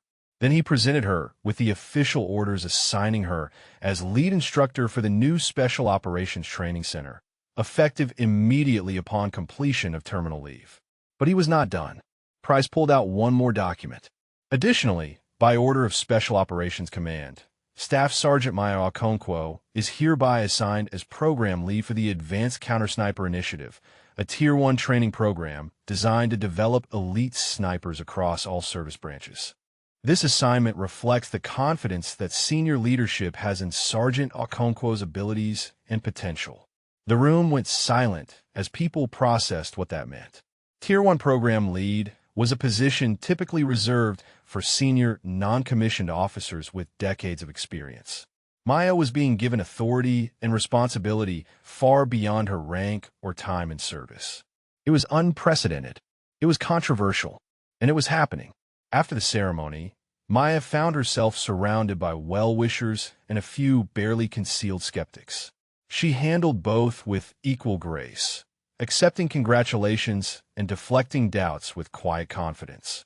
Torres eventually extracted her from the crowd and led her outside into the cool desert night. "You know what you just signed up for, right?" he asked. Maya nodded. 3 months to build 2 programs, recruit staff, develop curriculum, and prepare to be scrutinized by everyone with an opinion about women in special operations. Torres grinned. "And you were going to crush it, just like you crushed this competition." Maya looked up at the stars, thinking about Miller, wondering if he could see this moment. Hoping he knew she had finally stepped into the greatness he always said she was capable of. "Thank you for believing in me, Master Chief. For helping me when I needed it." Torres shrugged. "I did not make you great, Maya. I just reminded you that you already were." The next morning, Maya packed her gear and prepared to leave the competition facility. She took one last look at the range where she had made the impossible shot. Twice. The target still stood at 4,200 yards, a silent witness to what determination and skill could accomplish. Her phone buzzed. A text from an unknown number. "Congratulations, Sergeant Okonkwo. Some of us have been waiting a long time for someone like you to break through. Do not let the bastards grind you down. You have more allies than you know." Maya smiled and deleted the message. Then she climbed into her vehicle and headed for the long drive home. 3 months to change everything.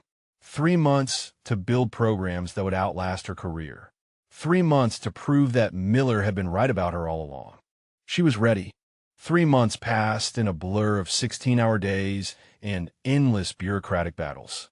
Maya established her office at Fort Bragg in a building that had previously been used for storage. The space was cramped and poorly ventilated, but it was hers.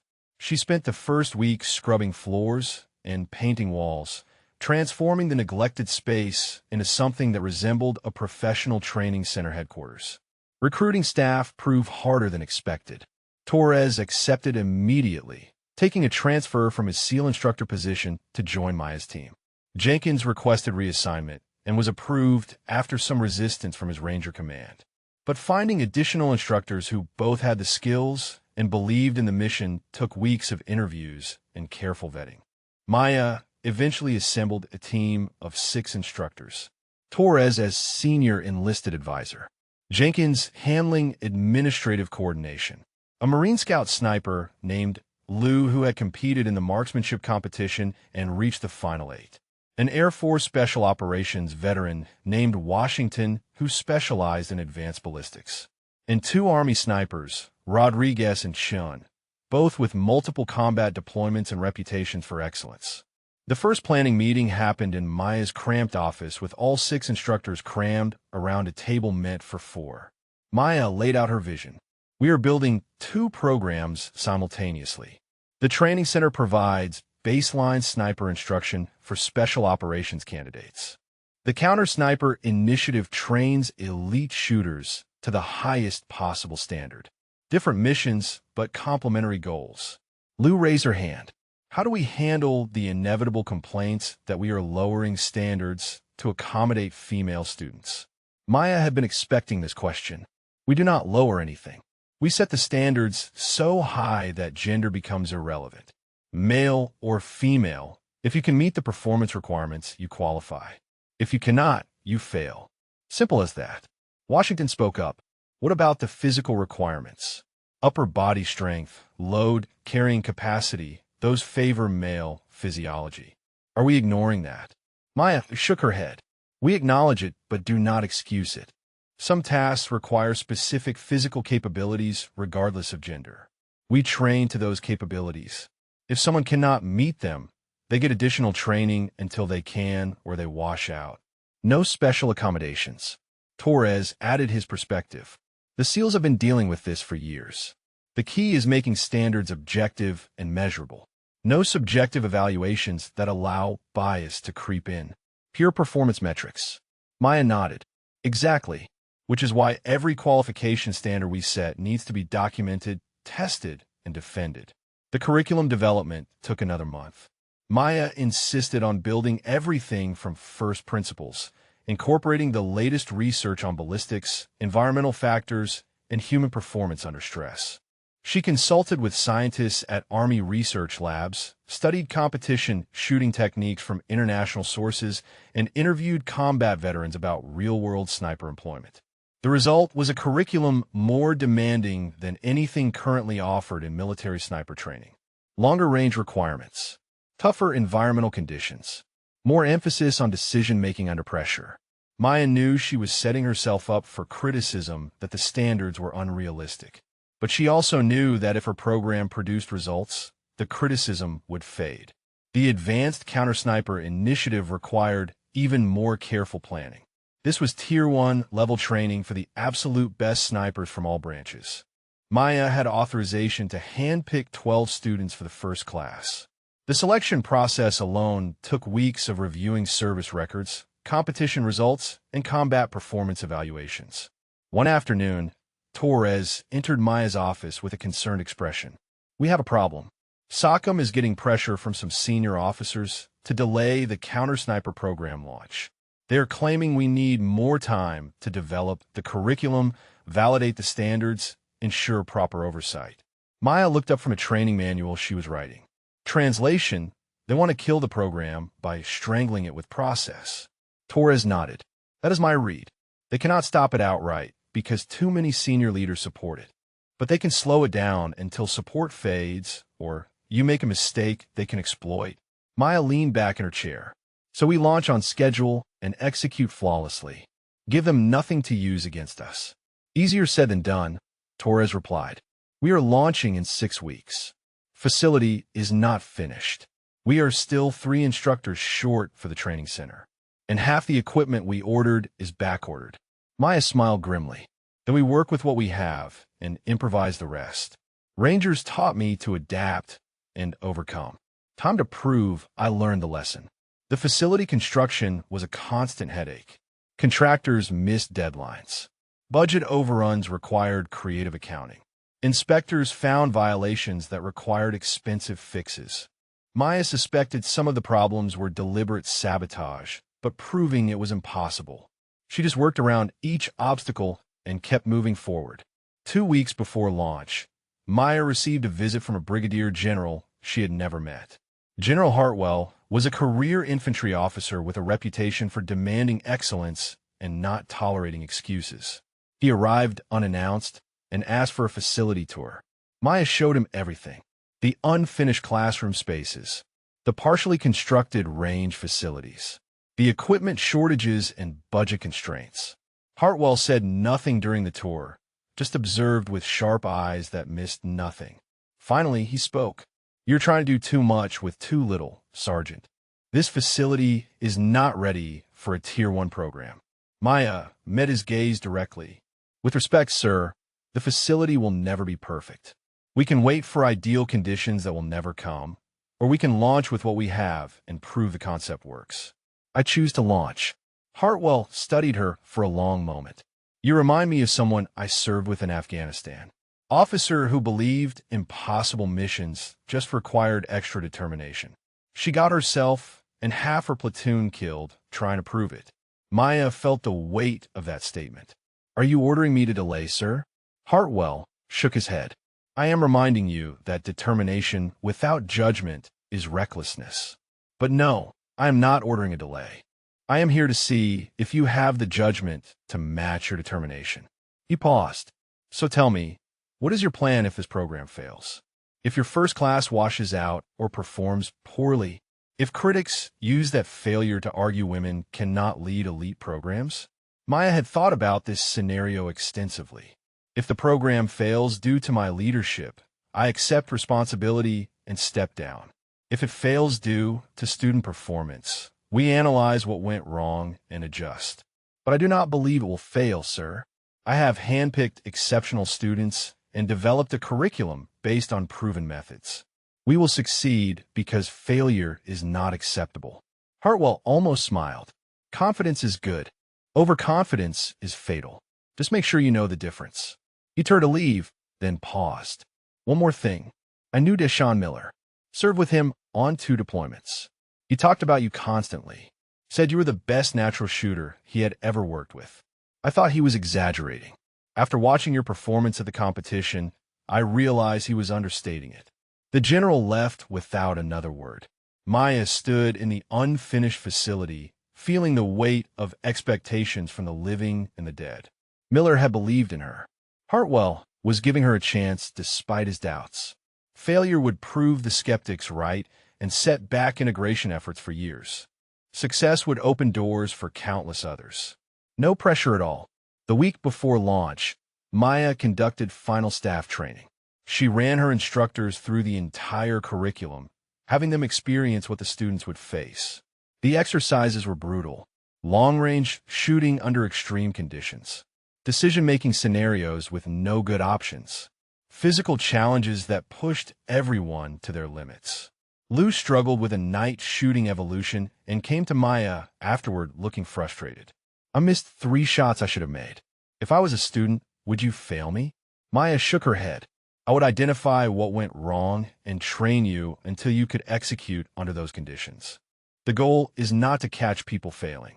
The goal is to build capability. Jenkins appeared at Maya's office late one evening, looking exhausted but excited. Final student roster is confirmed. 12 shooters for women and 8 men, representing all 5 service branches. Best credentials I have ever seen.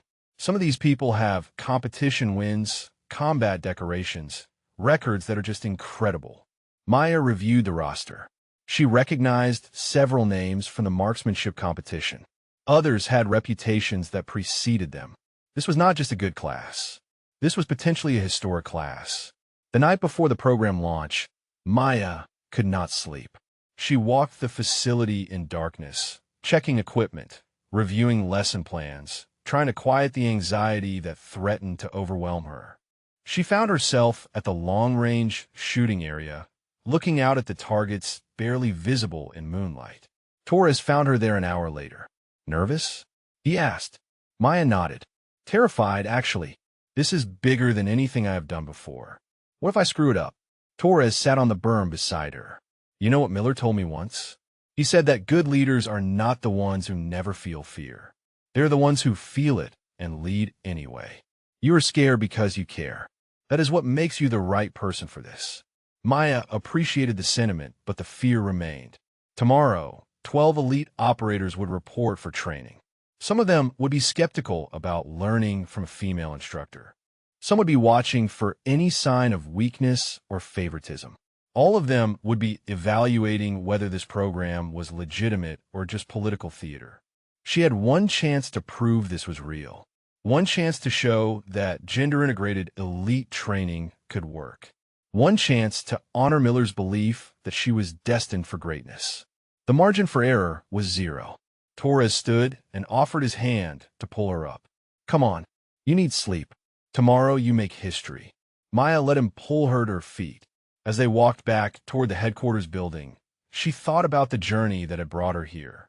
From a ridge in Kandahar, where she froze with doubt, to a Nevada desert where she made an impossible shot, to this moment on the edge of something that could change everything. Miller had been right about her potential. Commander Price had been right about the resistance she would face. General Hartwell had been right about the stakes.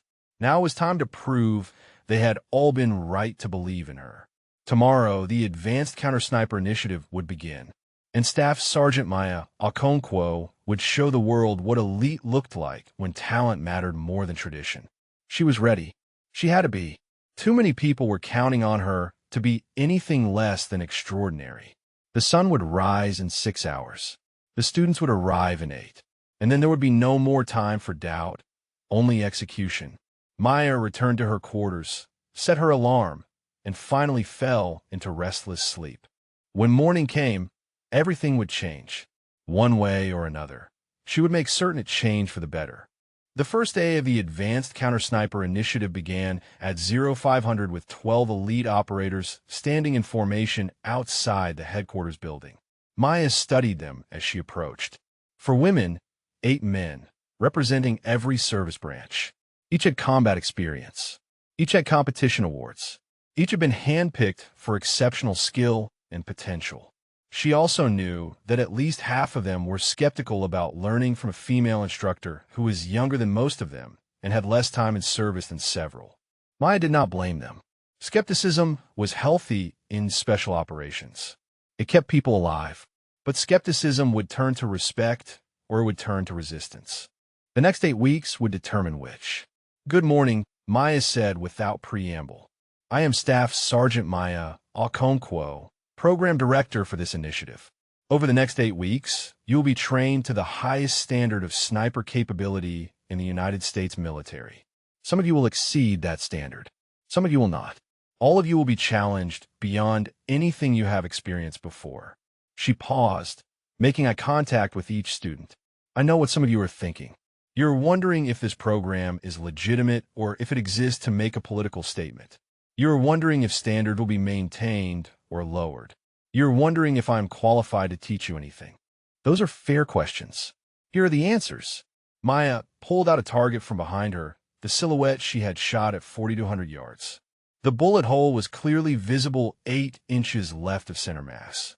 This is from the Special Operations Marksmanship Competition 3 months ago. Final shot. Sudden death tiebreaker. 4,200 yards through variable wind. I made it. The Marine gunnery sergeant I was competing against missed. She set the target down. Standards will not be lowered. They will be raised, and you will meet them or you will fail. Questions? A Navy SEAL raised his hand. With respect, Sergeant, one good shot does not make someone qualified to run a Tier 1 program. What else makes you think you can teach us? Maya nodded. Fair question. Master Chief Torres, if you would. Torres stepped forward with a folder. Staff Sergeant Okonkwo holds the current military record for longest confirmed combat kill at 2,100 yards.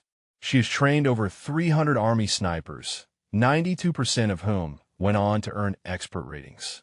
She scored perfect on a moving target qualification while shooting with iron sights after her scope was sabotaged.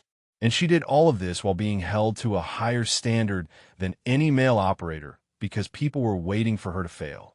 He closed the folder. You do not have to like that she is your instructor. You do not have to like that she is a woman. But you will respect her capability or you will leave this program. Clear? The students nodded, some looking chastised, others thoughtful. Maya appreciated Torres having her back, but knew she would have to prove herself regardless of her record. The first week was designed to establish baseline capabilities and identify weaknesses. Maya ran the students through fundamental drills that revealed gaps in their training. She found that most had learned different techniques from different schools, creating inconsistencies in basic skills. Some had bad habits that had never been corrected.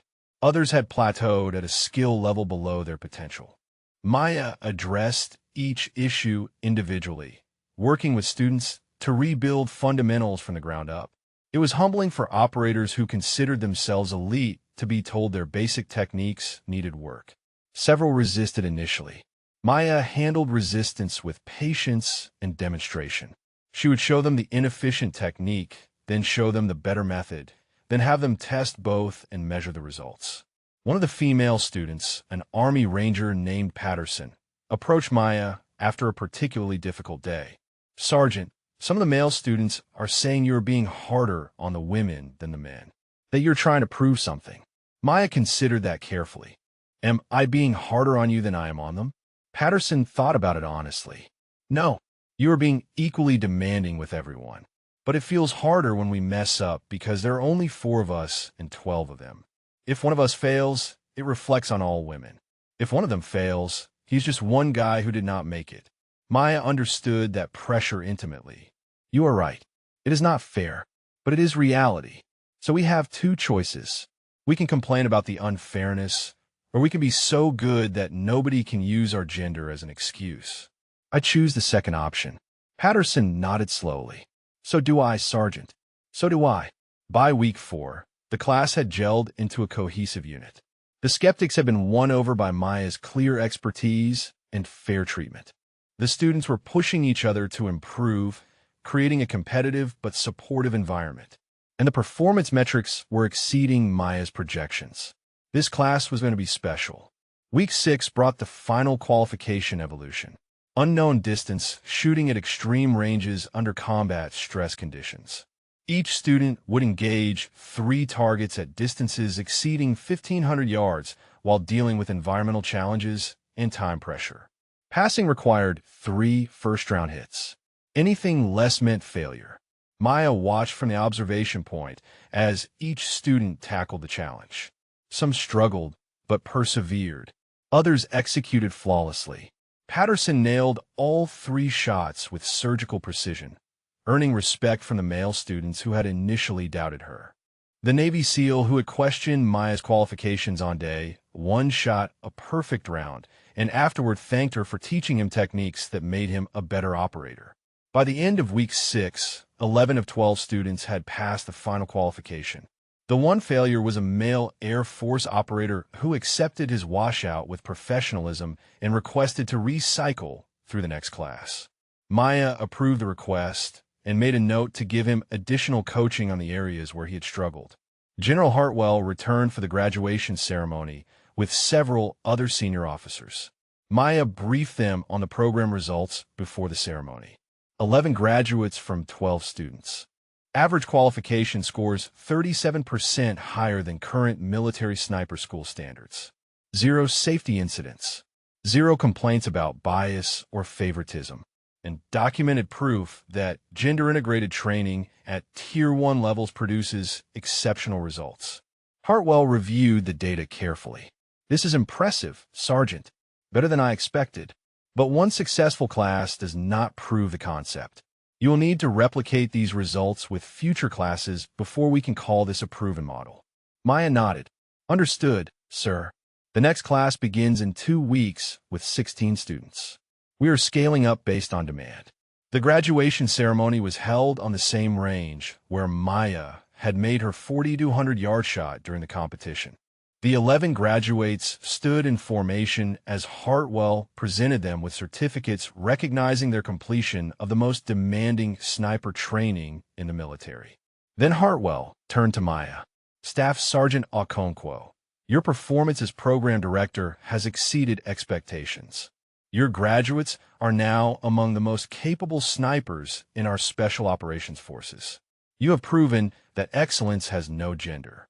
On behalf of Special Operations Command, I am authorized to inform you that the Advanced Counter-Sniper Initiative is approved for permanent establishment. Congratulations. The graduates applauded. Torres grinned. Jenkins looked like he might cry from pride. Maya stood at attention, feeling the weight of accomplishment and responsibility in equal measure. She had done it, had proven the skeptics wrong, had built something that would outlast her career and benefit countless operators to come. After the ceremony, Maya found a quiet moment alone at the range. She pulled out her phone and opened a photo Torres had given her months ago. Miller sitting on a ridge at sunset, rifle across his lap, that expression of knowing he was doing something important. She spoke quietly to the image. I did it, Miller. Built the program. Trained the students. Proved that you were right about me all along. I wish you could have seen it, but I think maybe you did. Maybe you have been here the whole time, pushing me forward when I wanted to quit. She put the phone away and looked out at the range. Somewhere out there, future students would train. Future snipers would learn. Future operators would benefit from the foundation she had built. The work was not done, would never be done, but it had begun, and that was enough. Torres found her as the sun was setting. First class graduated. Program approved for continuation. You just changed Special Operations forever. How does it feel? Maya considered the question carefully. It feels like the beginning, not the end.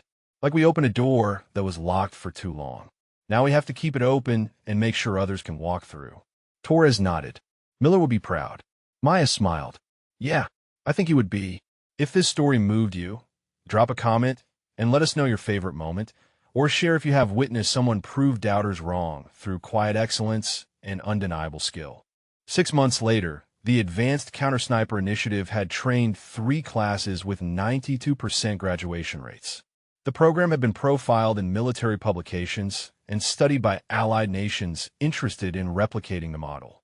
Maya had been promoted to Sergeant First Class and awarded the Meritorious Service Medal for her leadership. But the moment she was most proud of came on a random Tuesday afternoon when a young female soldier approached her after a public demonstration. The soldier was nervous, barely 18, fresh out of basic training.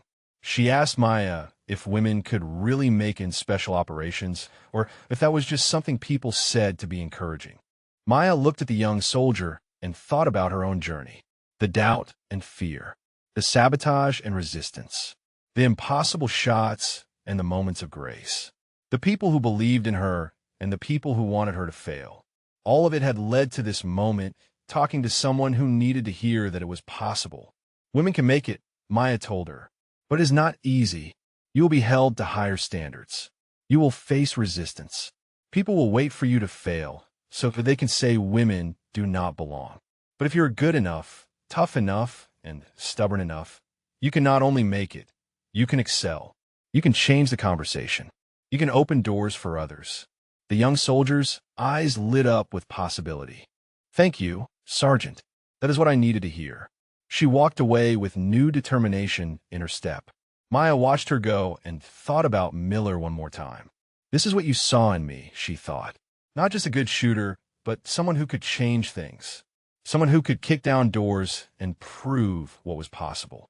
I finally understand what you were trying to tell me.